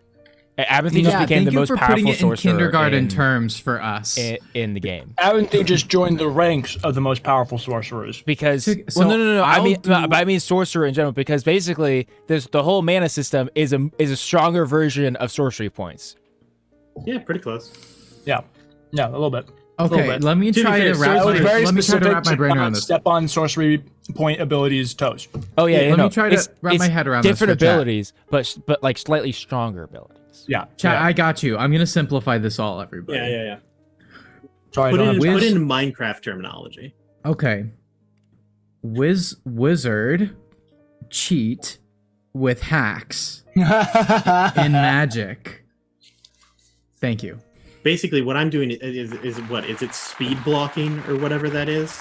Well, I was gonna say Oh, it's more yeah, like yeah. sorcerers are the cheaters. Wizards are the person who grind out the techniques to the point of perfection. No. This is way too technical. No. It's like Whiz go. I win. now. I just ate an enchanted golden apple. exactly. Yes. Thank That's right. you. That's good. Aventhy, yeah. you also level up to level 19. Sweet. Yeah, Oh, must Abinthy! be nice. The funniest part about this is that I learned a bunch of magic stuff, and then I'm going to multi-class into something that isn't wizard. Aventhy going goat mode. It's Confirmed. true. Hey, Aaron. All right, I've already what made are you my second multi-classing character. I'll just have to find that out at the end of the episode, so that way people have to stay and watch. That's I right. hope, I hope Edward actually did die, and then I He's just just have to dead. come You back were as dead. another Edward. guy. No. Edward. I'm like, hey, All I'm of you- Frank. You're dead. I want to clarify this to everybody. We did You die. all actually physically died. This is not a real place. This is not the afterlife. The only reason why the places that that Abinthy and Cather and Kimura have been to are manifestations of Lonantari's will that she basically used to create a physical space that these mortals could understand so that she could talk to them. That's it. Watch. Edward's It's gonna not go to any, like. it's not a plane of existence. It's not anything. It's literally the creator of the universe dumbing it down so that mortals can understand the physical place that they are. Yeah. I'm Like hoping that the Bible. I'm hoping that you just yes. go. It's You like just it's go, Edward. You die. Hey everybody, we'll see you next week. Exactly. It's like, Edward, you wake up in like kind of heaven. Thanks for everybody watching. You know. Yeah, you wake up on the Mount Celestia, and that's what happened. That's great. All right, I gotta let me take a Minecraft sip because I gotta get ready. We do probably need to It's a finish role play, to right? Finish Apathy. Like Apathy. Well, loads of Apathy's stuff. not done Abinthy's not yet. done. Well, Abinthy's That's not okay. done. We got some Okay, stuff that Abinthy's got to do. You know, I'll just crank my little wheel on my side that allows my battery to charge so that I'm at full power when I right. roleplay later. That's right. Abinthy, Mhm. you come to with this vast new understanding. You sober up basically from the high. This is the greatest hangover I've ever had. And you find yourself literally laying in a stream as it's downpouring around you. Okay, this is pretty standard. Do I still have my stuff? You still have your spellbook. You still have your weave. Yeah, same thing with Cather. Anything magical you Thimble? still have? Anything important you still have? Thimble! Thimble. To me! You feel a little like tapping on your neck Oh. as you shift and Thimble kind of crawls out from under you. And you guys realize, soaked. Oh yeah, Soaked it's in like water. it's yeah. literally a stuffed animal. I pick him up and I just For a while. start wringing him out. The thimble is screaming. His eyes You kind of can't pop hear out a little bit. anything. He's like, Yeah. as he kind of like squeaks just a little bit. You realize that very close to you, there is actually a little classic arched bridge, very small little arched bridge that for a carriage to kind of ride up and over the small stream. Is Go. Apathy laying in the stream? Oh yeah, no, he's literally like laying in the stream. It's as like up to downpouring like around him. my midriff. I'll just. Yeah, All I around sit you, up. Abinthy, it is pitch black. There's a thundering storm above you. There's the stream, the little bridge, and dense forest all around you.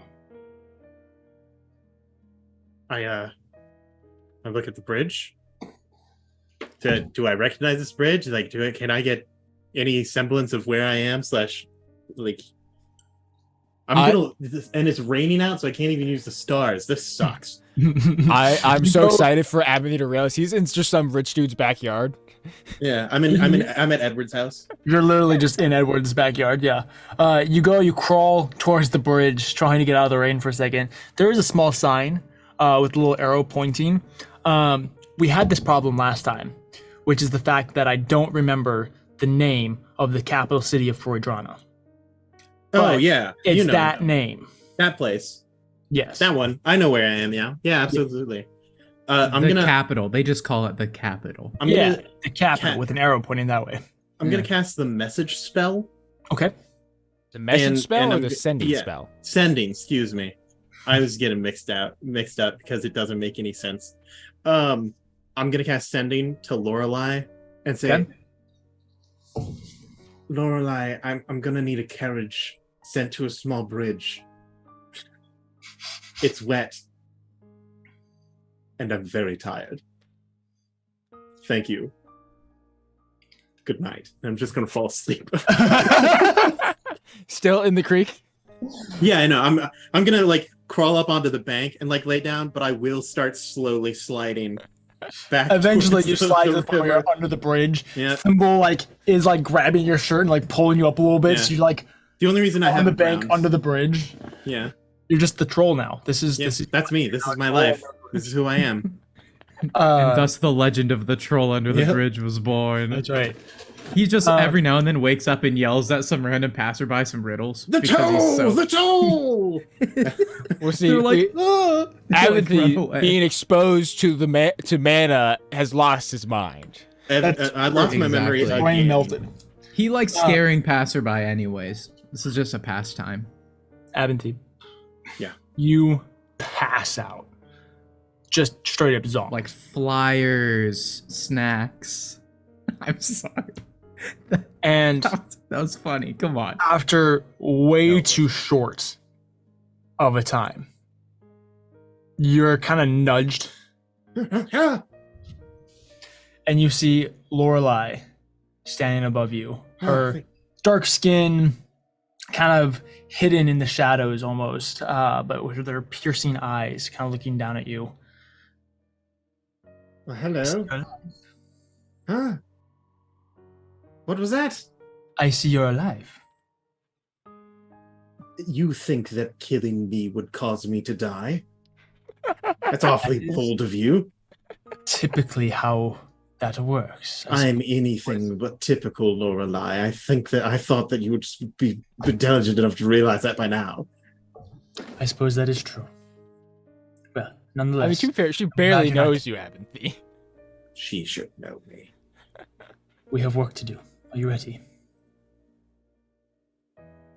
Do you have like some crackers? And then yes. Let's I- head back to my place. How about that?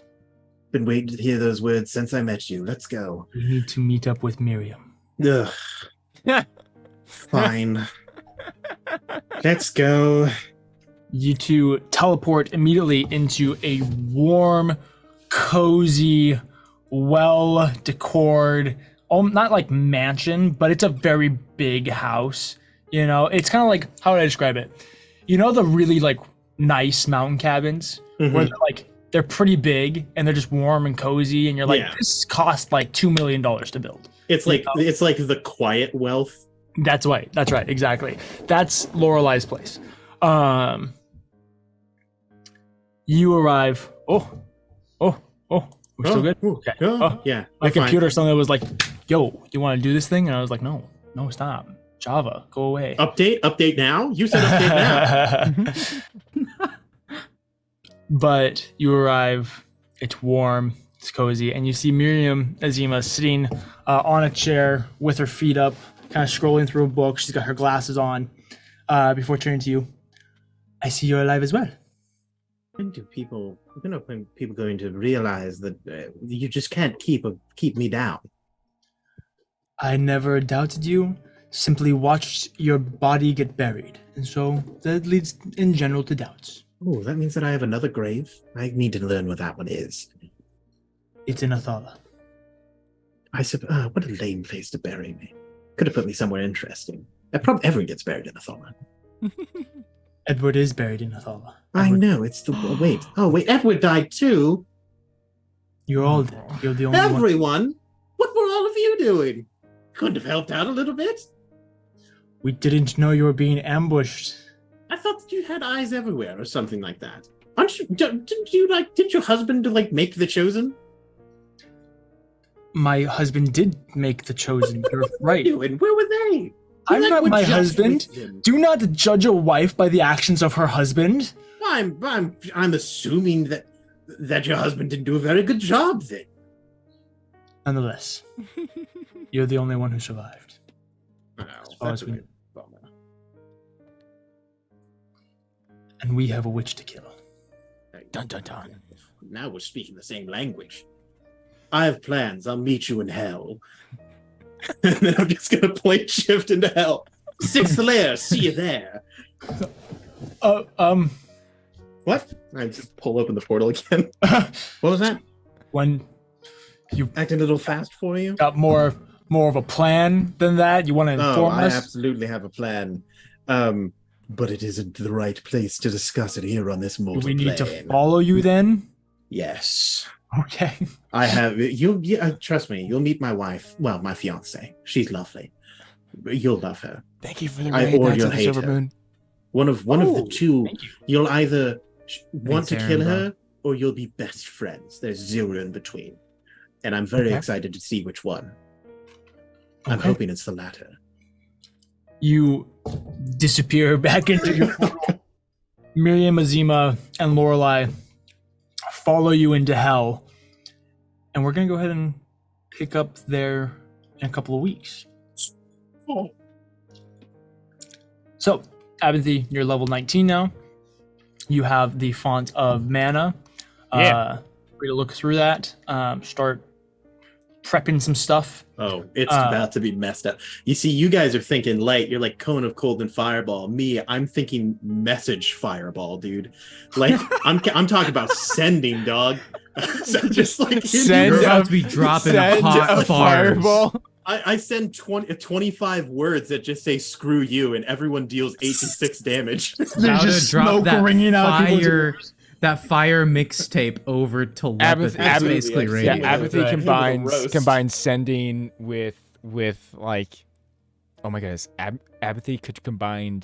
No, he couldn't combine sending with power word. Yeah, I want to be clear. I've got all of the dumbest possible spells in this build. Not that they're good, but they're like, no one would ever take these. The moment that you can combine it with something that is good, things get messed up real fast. Create fire and water, Oh my- interrupting Earth. Hold on, what happens if you combine time stop with fire? I don't know. I'm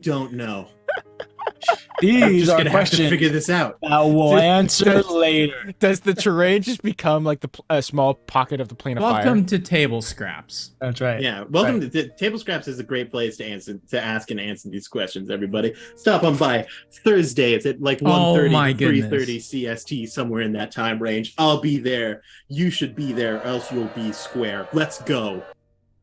Edward. Hello. What's become of me, DM? You find What's become yourself. of my sweet boy? You find yourself in a vast and colorful jungle. Oh.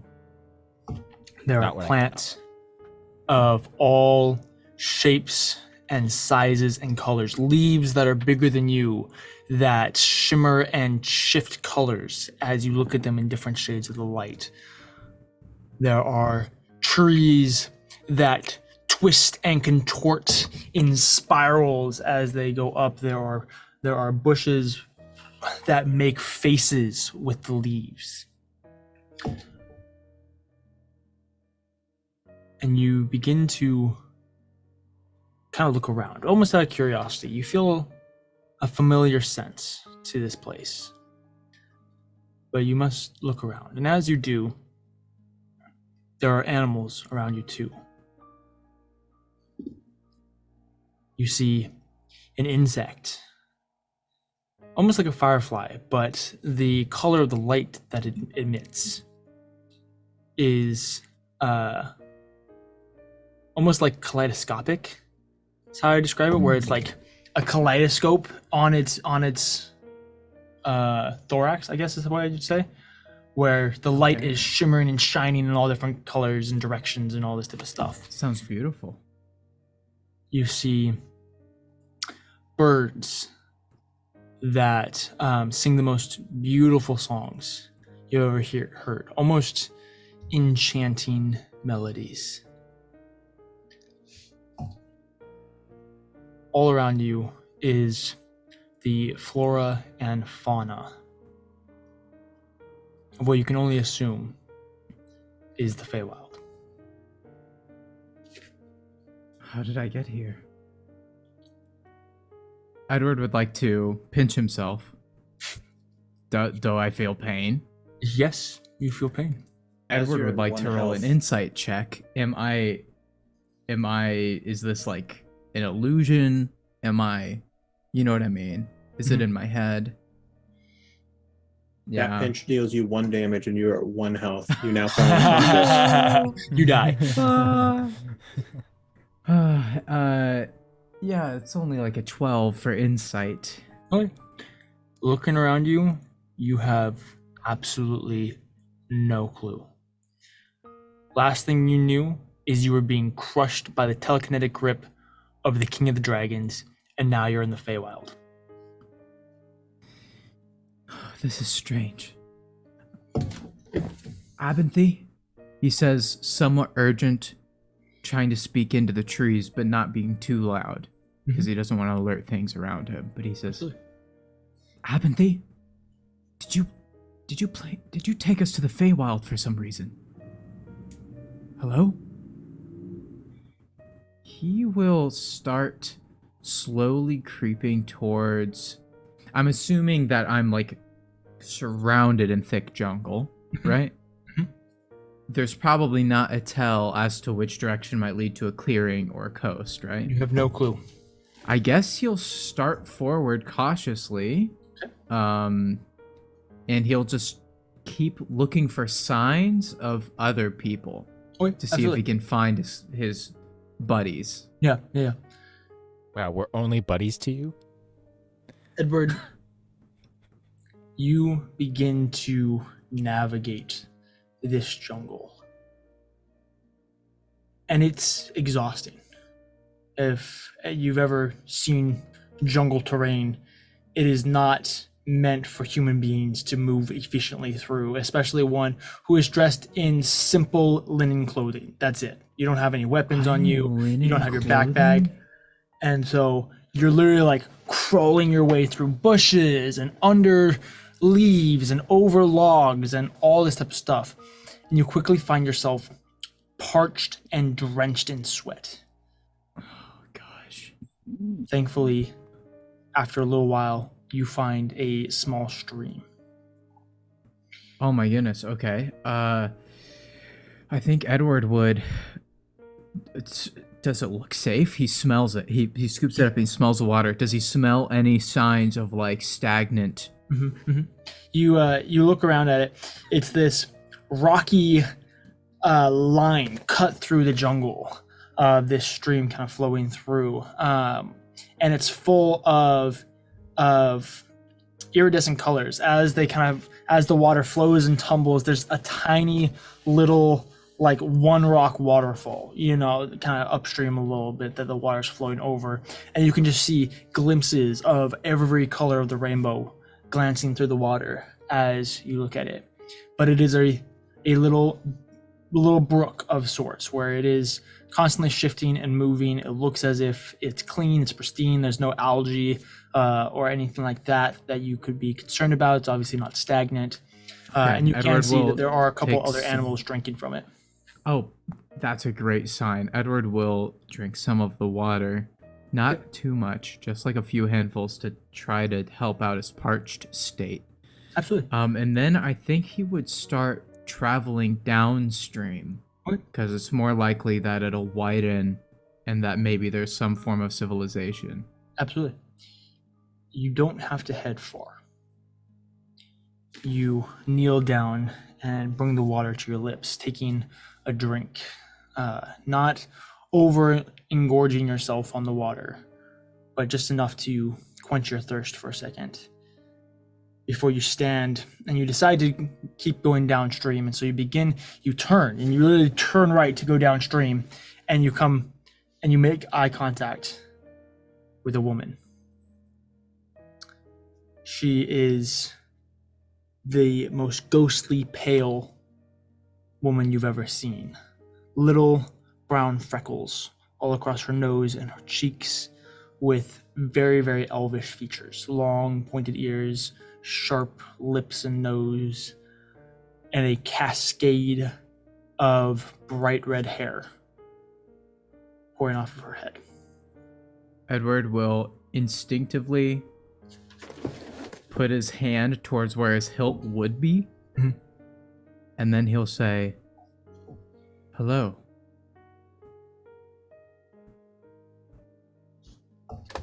Where is this place?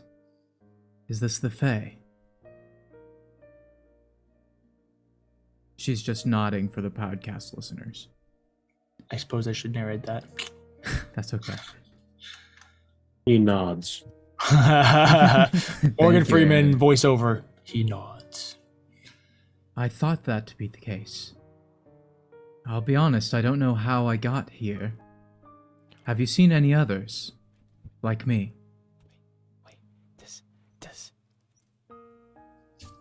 She nods before quickly gesturing for you to follow her. And then she kind of disappears into the foliage around you. Guys, I'm upset. Edward's the one who gets to kill Zestari. Oh, you might be right. I didn't even think of that. Well, Edward will try his best to keep up with her. Yeah, this is the best because Edward has always flirted with the Fae. Is that? Oh, I guess that's kind of You true. wanted to date a hag. I have a wife. I have a wife. You wanted to Excuse date a you. hag. I am a changed man. Well, yeah. Now you have to. So A you have to changed destroy your man. past. You have to. Edward will defeat your follow past, bro. the Fae deer lady into the woods. Every new man must confront his past. Yeah, absolutely. Into the jungle, Edward goes. He is frolicking behind this freckled Fae. Okay? Frolicking, huh? Thank you. Edward, And he tries to keep up. follow her as she leads you through the jungle. Are we going to grandmother's house over the river? And through the woods to Jungle. grandmother's house you go, man. Nice. Actually, Eventually I you would find laugh yourself- if it was the hag. Oh, Climbing an incredibly steep hill. We're talking like 50, 55 degree angles. You're having to use the roots of trees and plants to pull yourself up this hill and over the loose dirt as you're trying to keep up and follow her. This eventually flattens off just for like a 2-foot section at the base of this towering, jagged, rocky cliff leading up into the sky. The woman waits for you to catch up before looking at you and then sidestepping and disappearing into the cliff. like into the She's rocks. Into the rocks, yeah. Oh, hey, wait. You go to rush around and you see that it's one of those things where it's like there's a wall here and there's a wall here. So if you're looking at them from this direction, it all looks like one smooth wall. But if you look at it from the side, you can see there's an entrance. It's one of those type of hidden entrances where you realize that she's simply sidestepped into the entrance. Okay, You follow her in. okay. Could Edward like grab? Are there any sharp rocks or pointy sticks around Absolutely. that he could like tuck into his waistband? Absolutely. You tuck in a nice sharp stick, a little. No, just a little makeshift weapon, just in case. You look entirely like a little schoolboy who like wants to like go off to war, but absolutely, you have your sharp pointy stick tucked into your waistband. After you step into the cliff, there are little glowing plants that grow on the walls to dimly light your way before you find yourself in a shaft of some sort, leading vertically, with a very old school like dumbwaiter system where there's a weight on one side and there's the platform on another, and so on and so forth. Basically an old school elevator. Okay, so the platform seems to be for like human-sized creatures. Potentially even larger. It's a large platform. Is the freckled fae near me? Absolutely. Okay. Okay. Do we go up there? Where are they? She nods. Okay. Takes a sip from her water skin. I'm trusting you. Please don't play any tricks. I've been through a lot today. She looks at you with almost a pang of pity and kind of just holds your cheek for a second before stepping back onto the platform and gesturing for you to follow. Edward follows. She then steps onto the makeshift like elevator.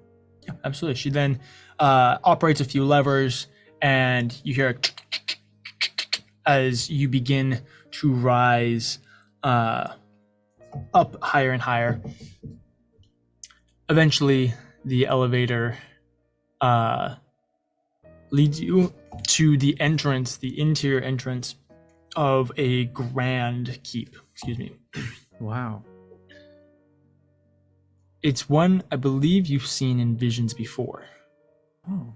Or at least heard described to you from others. Nonetheless, you recognize this place, this keep, this home of the sun, as it's known. Oh. Is this in a cave, or have we gone on top of the cliff? You're now on top of the cliff. That's what I figured. And there's like this beautiful keep up above it. Okay. This is the home of Zestari. Yeah, that's the case. That is the home of Zestari. You Edward recognize takes a deep this, breath. and she continues to gesture for you to follow. To be clear, he says, trying to get the attention of the freckled fae. Yeah. Edward knows of the fae Autumn Daughter stories. that you quickly recognize now. Oh. Edward knows the stories of the fae. Okay, and he knows that they're not always very honest. Mm-hmm. So he'll say, I knew quite closely an Autumn Daughter, so we're home.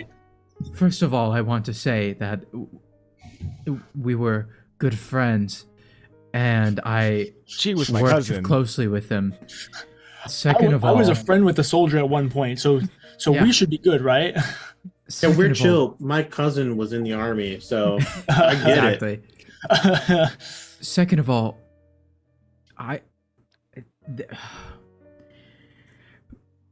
this isn't. I'm not going to be, trapped or anything, am I?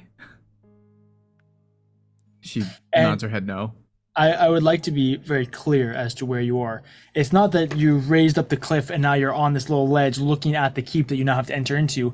It's you were raised into like an entry room, almost like how you have Let's a teleportation room in your house. You were raised into an entry room, and now you're looking over the foyer of this building, the interior foyer. okay. So you're already inside. Gotcha.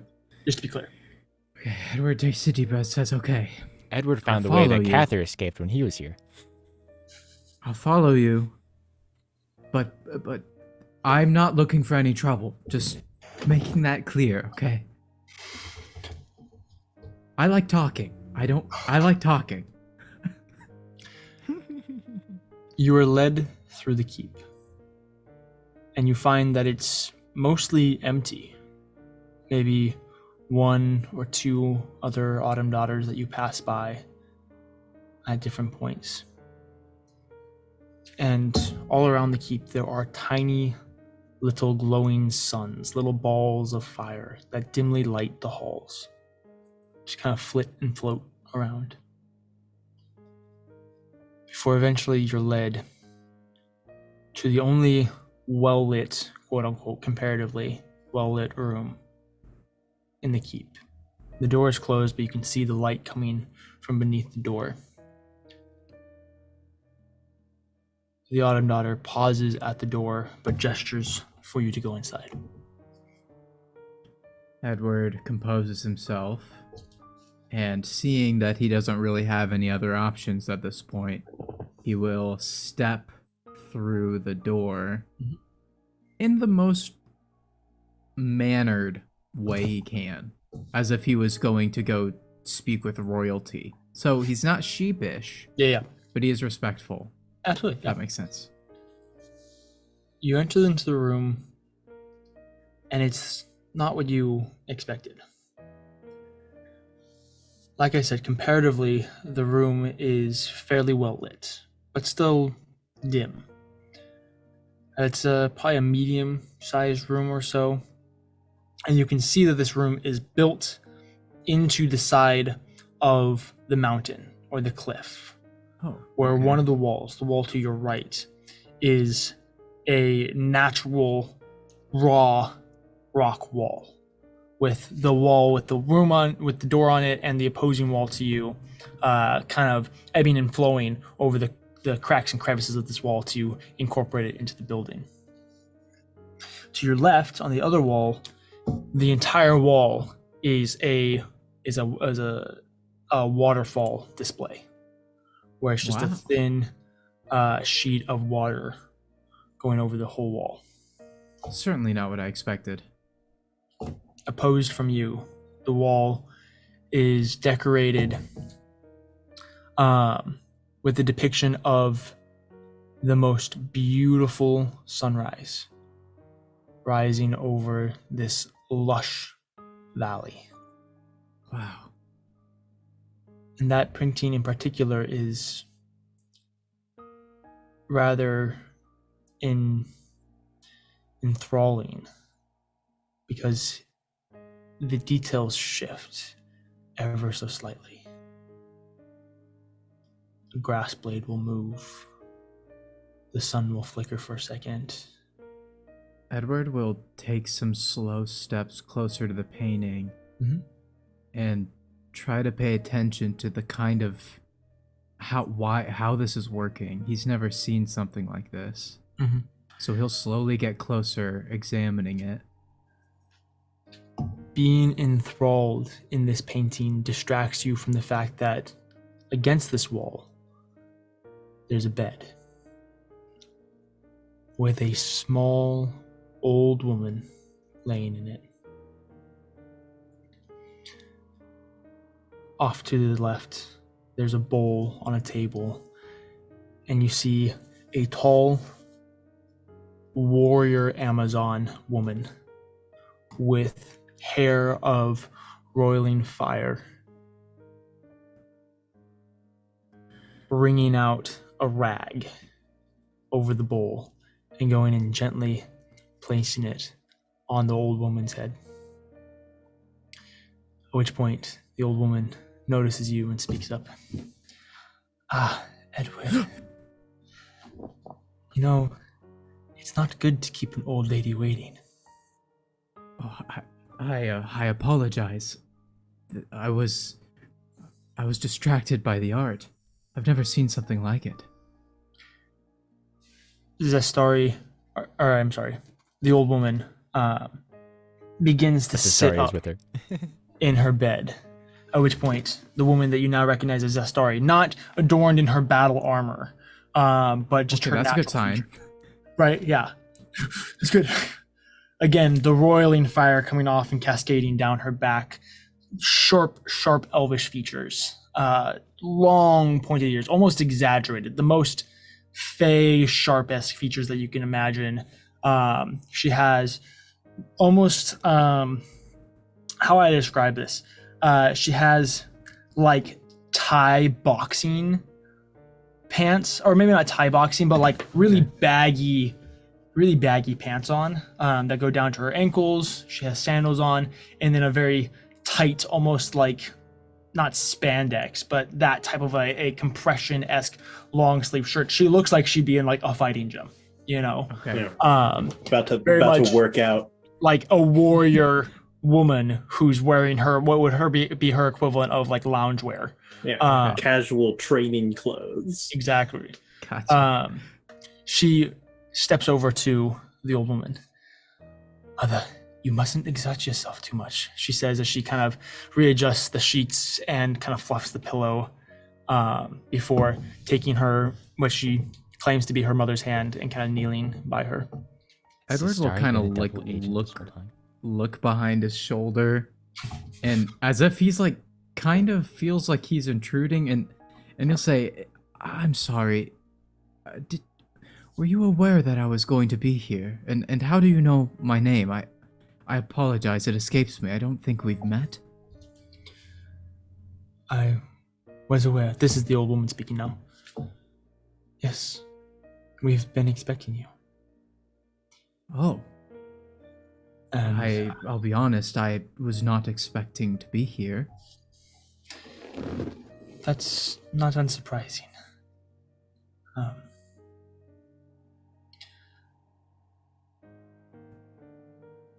My child, would you give us a second? She says, looking down at Zestari.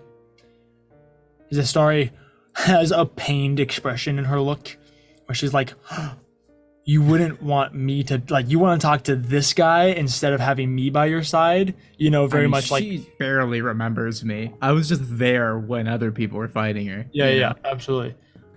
Before she nods, stands, and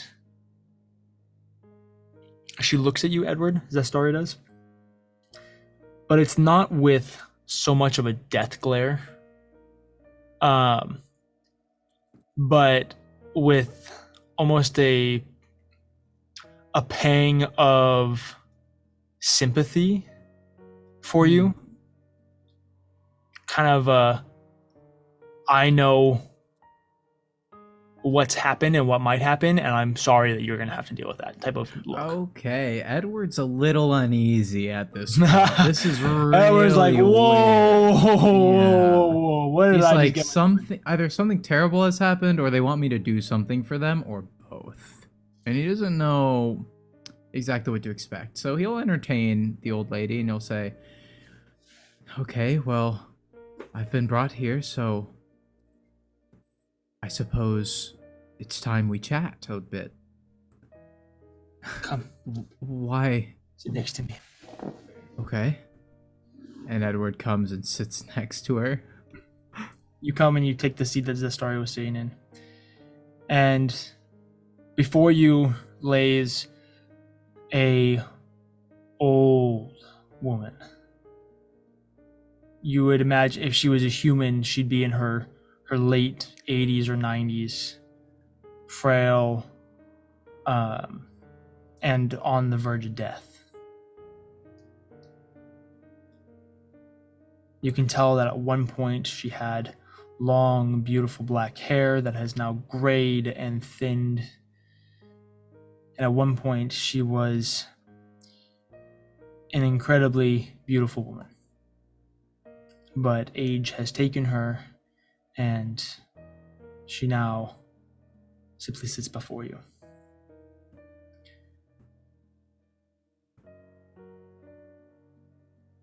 Do you know who I am? For my best guess, you're the mother of Sestari? And do you know who that would make me be? The ruler of the Summer Fae, perhaps?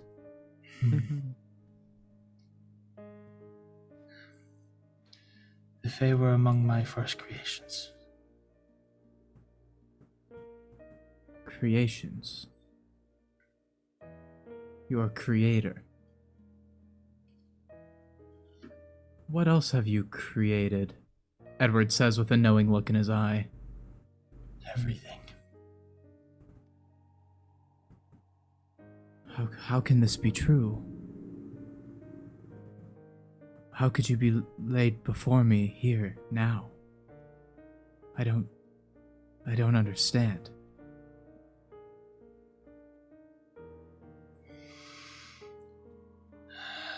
I'm dying, Edward. How? I'm sorry. I don't know why or how. I don't know if I could have done something to prevent this. I've looked. Haven't you made me look? But I don't know. Every time I intervene, I use more of my life. Every time I try and tame the chaos, it takes more from me. I don't know if I can do it again. Okay. So you do you have some sort of plan? Maybe you, if you're dying, what does that mean? What does that mean for everything else? Creation does not stem from me, and the life force does not stem from me. I am merely a sculptor, one who used life force and magic and the chaos to make creation, but I do not sustain it. Why speak to me? Why even care?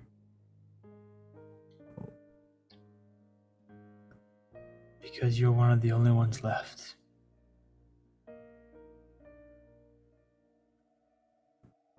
You're the only one left with a pure heart and soul.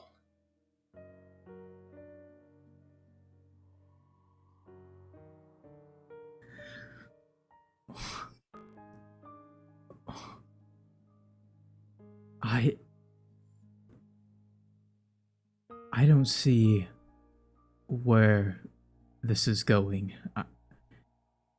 I've been entertaining the idea that maybe there's some purpose behind my actions, behind Fate's Gambit, behind all of it. But I have a pretty good idea of maybe what's gone on. I've died before. I know what it's like. Here I am. And I really thought that maybe there was a reason for everything. But I'll be honest with you, Lanatari,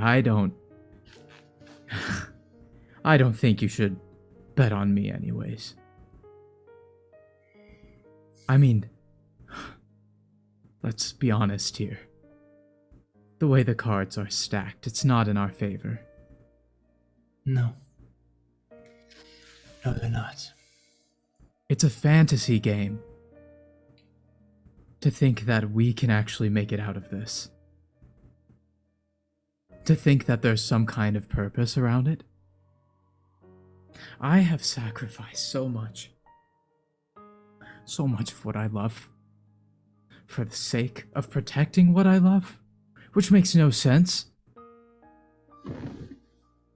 People, you say I'm pure of heart, and in some ways perhaps, but I'll be honest, this whole time, I've been angry. There's a fire in my belly. And it gets stoked every time I lose a friend. Every time it seems impossible. At times I think that anger is excitement or some righteous duty. But I think at the end of the day that perhaps it's just naive to think that we can change how things are. I could have run away. I could have been with Sam. Why protect what I love because I'm afraid to lose it if I lose what I love in the process?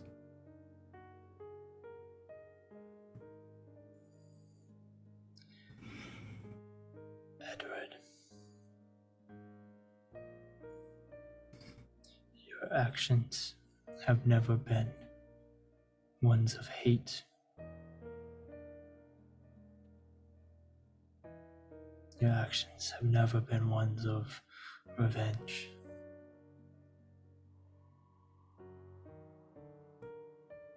They could have been. If your father had succeeded in creating the son that he wanted, you could have been such a force of evil.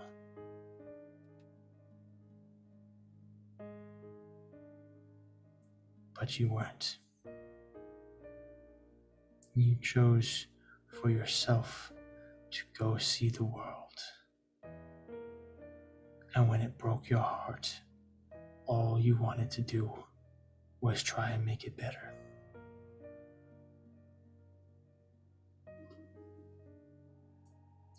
And after losing friends and being betrayed by your family, you still fought because it was the right thing to do. You are the only one that I can trust to do this. I can't give this burden to Abinthy. I can't give this burden to Cather. They both fight out of revenge and duty. You fight because it is right. Which is why I can give you my last gift. Something I've only given to a few mortals before. But Planetari, Good. mother of everything, I've been made weary. I'm weak. I don't know how much more I can take. I've lost everything I know. I don't know who I am anymore. I'm not some vigilante or some sword-wielding thug. I love music and nature. And for some reason, gosh darn it, I love thinking about economy. And it doesn't feel like me to protect the world when I just want to be a part of it. And I feel like I'm pretending. If you give me this gift, I'm afraid I won't be able to wield it the way you think I can. Edward. As much as I want to. Edward, I don't have an expectation. I simply have faith.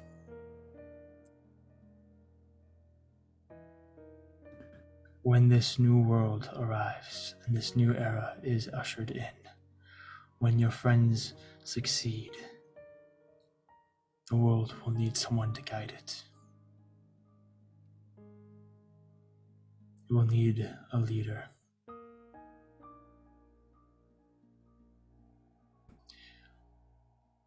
When last I did this, I appointed 3 families to look over the world, to rebuild it.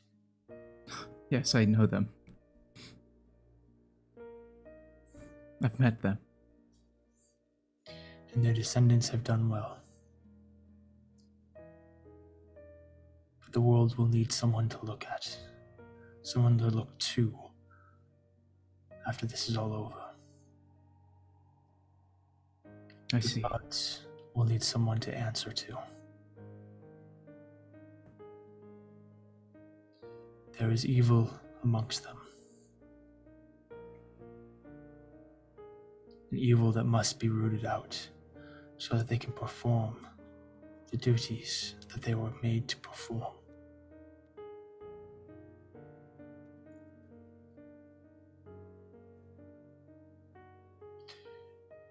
So, I need you to go back. I can't force you. But if you would, I need you to go back. There are things for you to do. I've learned something about myself. And that is that I am so damn stubborn that if there's something I think I have to do, I can't make myself not do that thing. And unfortunately here, I think that at the very least, it's maybe all I've got. She flips her hand, and there is a small mote of light in it. And she reaches out and she presses her hand into your chest, and that mote of light imbues itself in you. And you are imbued with a mote of creation. Oh, snap. That sounds so cool. Edward just gained the wish spell. It's more than, kind of. Edward gains the creature type Celestial.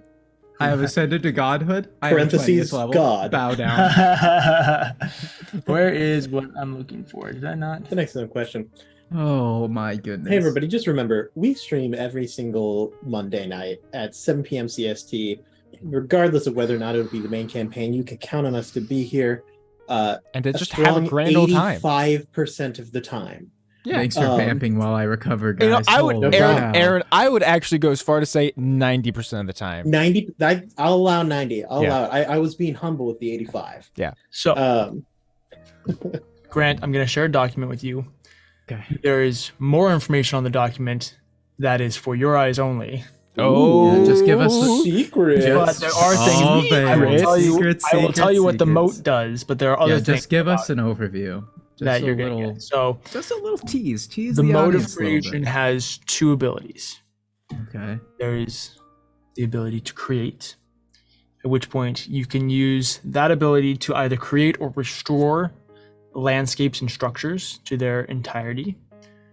Anything within a 1 mile radius. So you can walk up to a decrepit castle, touch it, and it will rebuild itself. We're getting the keep back, baby. Keep back together. Gambit's keep lives. We're getting the keep back down, boy. The last time that this ability was used, it was used to build the church on a remote island. Oh. But you can use it to restore landscapes to their original form, to rebuild cities. You can use it on a micro or macro scale. You can use it to create a small flower, a set of armor, a new ship, or a whole city. It is Holy a restorative- nards.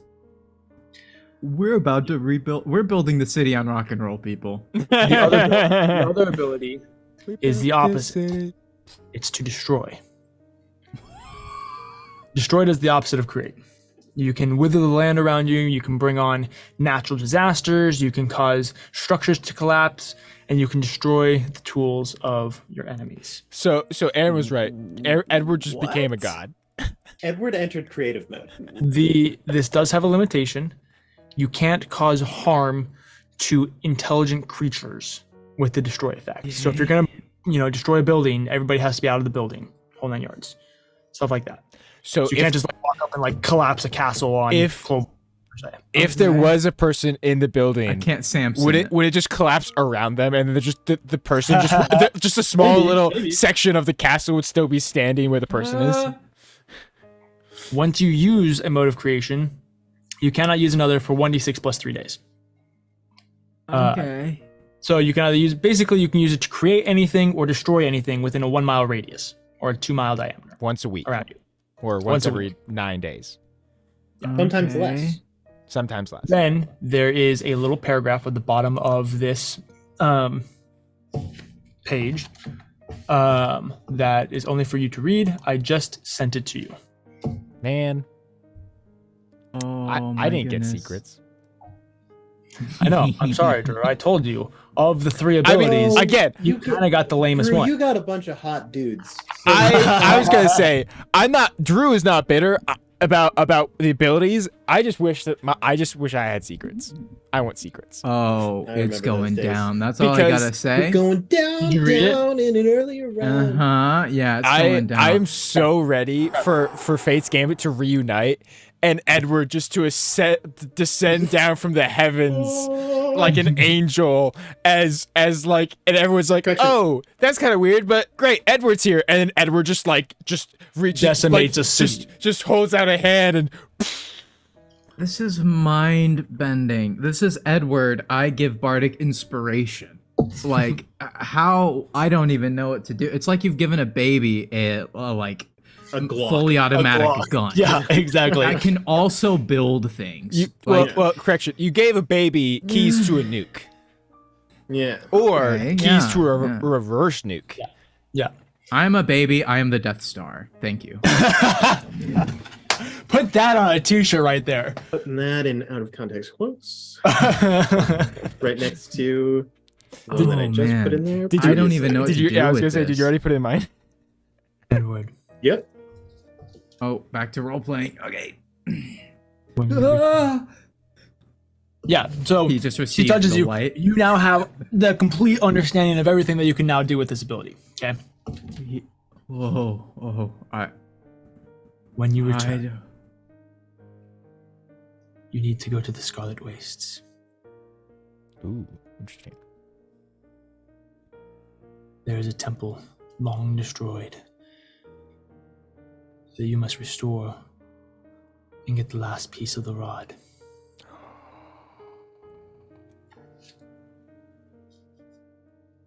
Our boy Edward is gonna be able to use the rod of 7 parts. That's the secret paragraph, guys. I don't quite know what to do with all this. Are you sure? Putting this kind of power in the hands of a mortal, me? It will not last for eternity. Use it well while you can. Okay. You only have a year with it. Okay. Bro, there's a lot he could do in 1 year. In a way, that's reassuring. You are not Okay, immortal either. You can still die. Okay. Okay. What if Lovar will be coming for you. Okay. It's a lot. It's a lot. I'll be honest, it's a lot, but I'm following. Okay, so rebuild the temple. Get the rod. Okay. We can do this. And what if we win? I mean, what of you? Could you'll be okay, right? I don't know how long I can stay. Okay. As long as I Well- live, you'll have your power. Well, you have my word. I will. sword. I will make sure, with everything I have, I will do my best so that you can see a peaceful world again by the time you pass, if that day comes.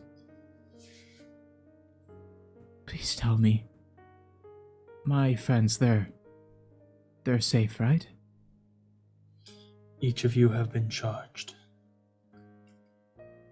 With, We'll go to like, a this- crime? Abinthy, along with Lorelei and Miriam, will be fighting Wisteria. Oh. Cather, Oh. along with Kiamura, are going to be killing Raikoro. Okay. And you will Okay. head to the Scarlet Wastes to regain the rod. Leshka will join you. Oh, okay. Our boy. He knows what he's doing. And The team, may your I... team beats Gambit, will go and face Clovar and the Six Truths. Okay. I'll be honest, I apologize. I really thought that this was over, but apparently it's not. I'm wrong again. And I'm actually not complaining this time. So how do I get out of the Fae? I mean, last time I was here, it was like 4 months, and a lot of bad things had happened. It's probably best I get back sooner rather than later. She just kind of caresses the side of your face for a second.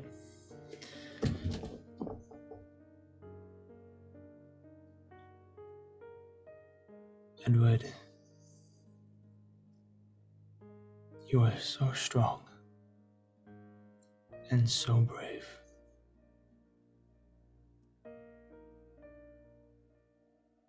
And I am very proud of the man that you became. I'm so confident that I can leave this world in your hands, and it will be better for it. Edward doesn't say a word.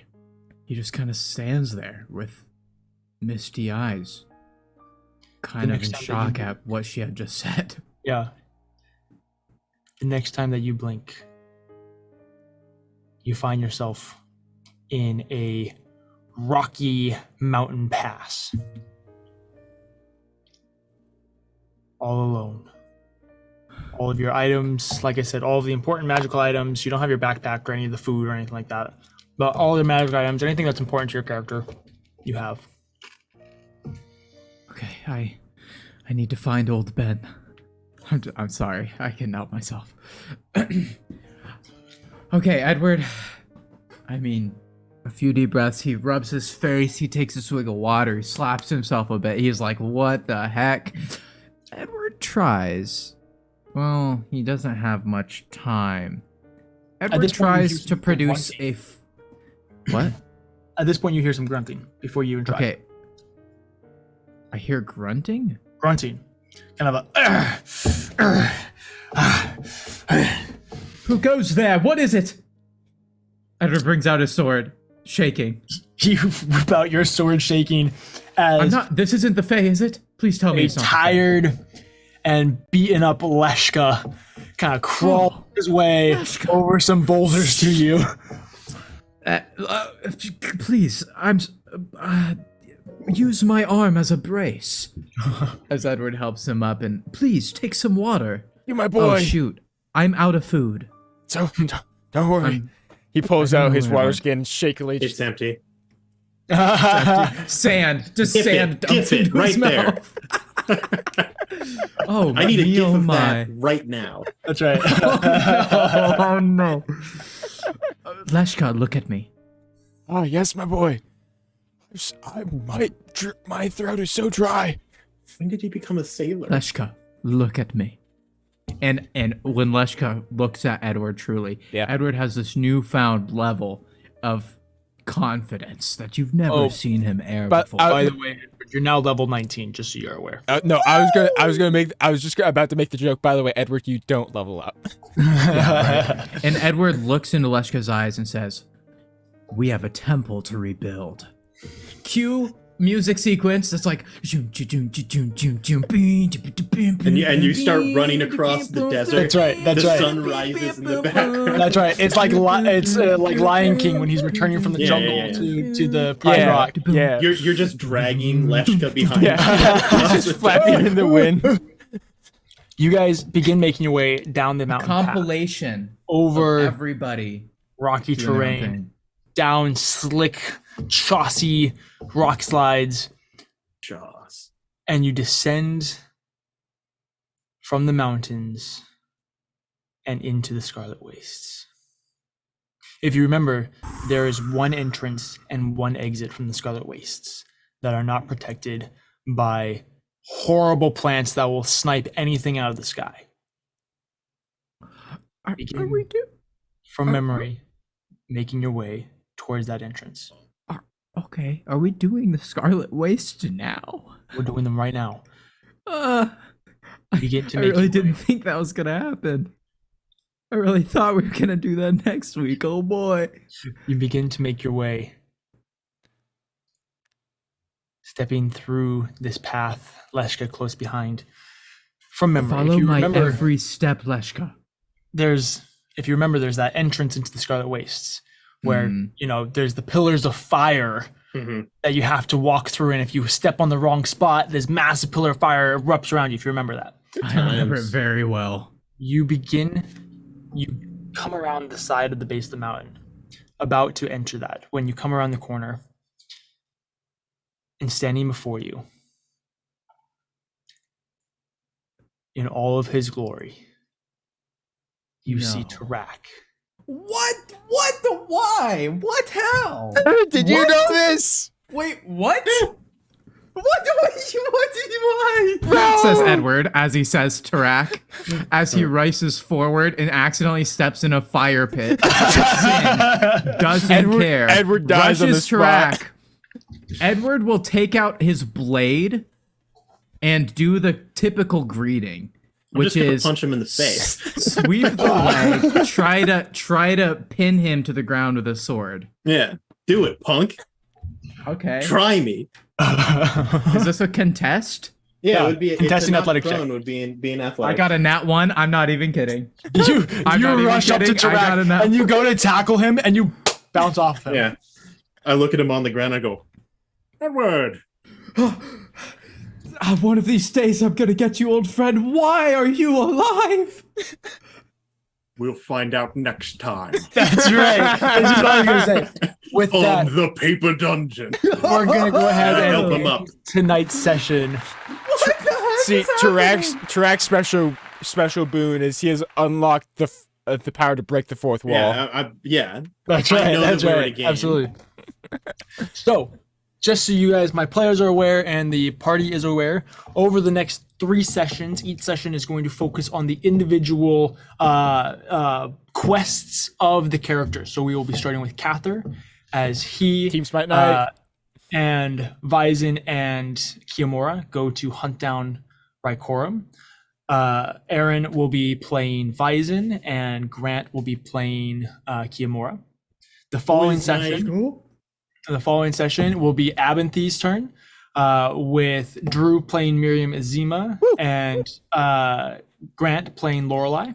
I needed Grant to play the edgy one because Drew is too much of a goody two shoes. Yeah. I love being edgy. Yeah, you tell him, beat him I up. love being edgy. Plus, you know that Grant and I'm I just- will flirt with each other at any given chance. Oh yeah. I'm just thinking to myself, am I really less edgy than Grant? Yes. Grant can play edgy characters. Bro. The following session, so there's going to be one next week is, well, Team actually Smite probably Night. not next week, probably the week after that. It's going to be Aaron or Cather and the gang. The following week after that is going to be Abinthy and the witches, Abinthy and the gals. Abinthy and the girls. And Boys then the night, following girls night. Edward. will be Edward with Leshka and the ghost of Tarak as they, Oh, Go he's through. not alive. well, he's like Vyzin, where he's Yeah. He's a temporarily forest back. ghost. I did go and find old Ben. This is That's crazy. right. That's right. Tarak is your mentor. But that is the plan for the next several sessions. Like I did mention, next week probably gonna not have a main session. We might be able to pre-record it. Who knows? We'll let you know. We'll keep you updated on the plans in the Discord. So definitely go hop over there. There is no Benson. Benson died. Benson Oh, died. I a forgot terrible, about horrible Benson. death. Rip. We're Yeah, never gonna talk about it. Benson was alive. He was lost in the attack. Yeah. Edward will He create Benson. sacrificed It is himself not intelligent life. valiantly to save someone's life. That's right. But All right, with all well, that being that was crazy. Thanks My everybody bad. for tuning Don't in. forget to Thank you for the level raids. to level 19. Thank Yeah, you for the shout out several to raids. Momo We got. and Honey Two or Chew. three, right? Knights of Yeah. Silver Moon. Momo Knights, Aaron and Honey Chew. Yeah. Yeah. Thank you. Big night, Absolutely. big night. Absolutely. Big Well, night. with that being said, good luck and Godspeed, Dungeoneers. We will see you next time. Have a great rest of your night. So long. Let's go.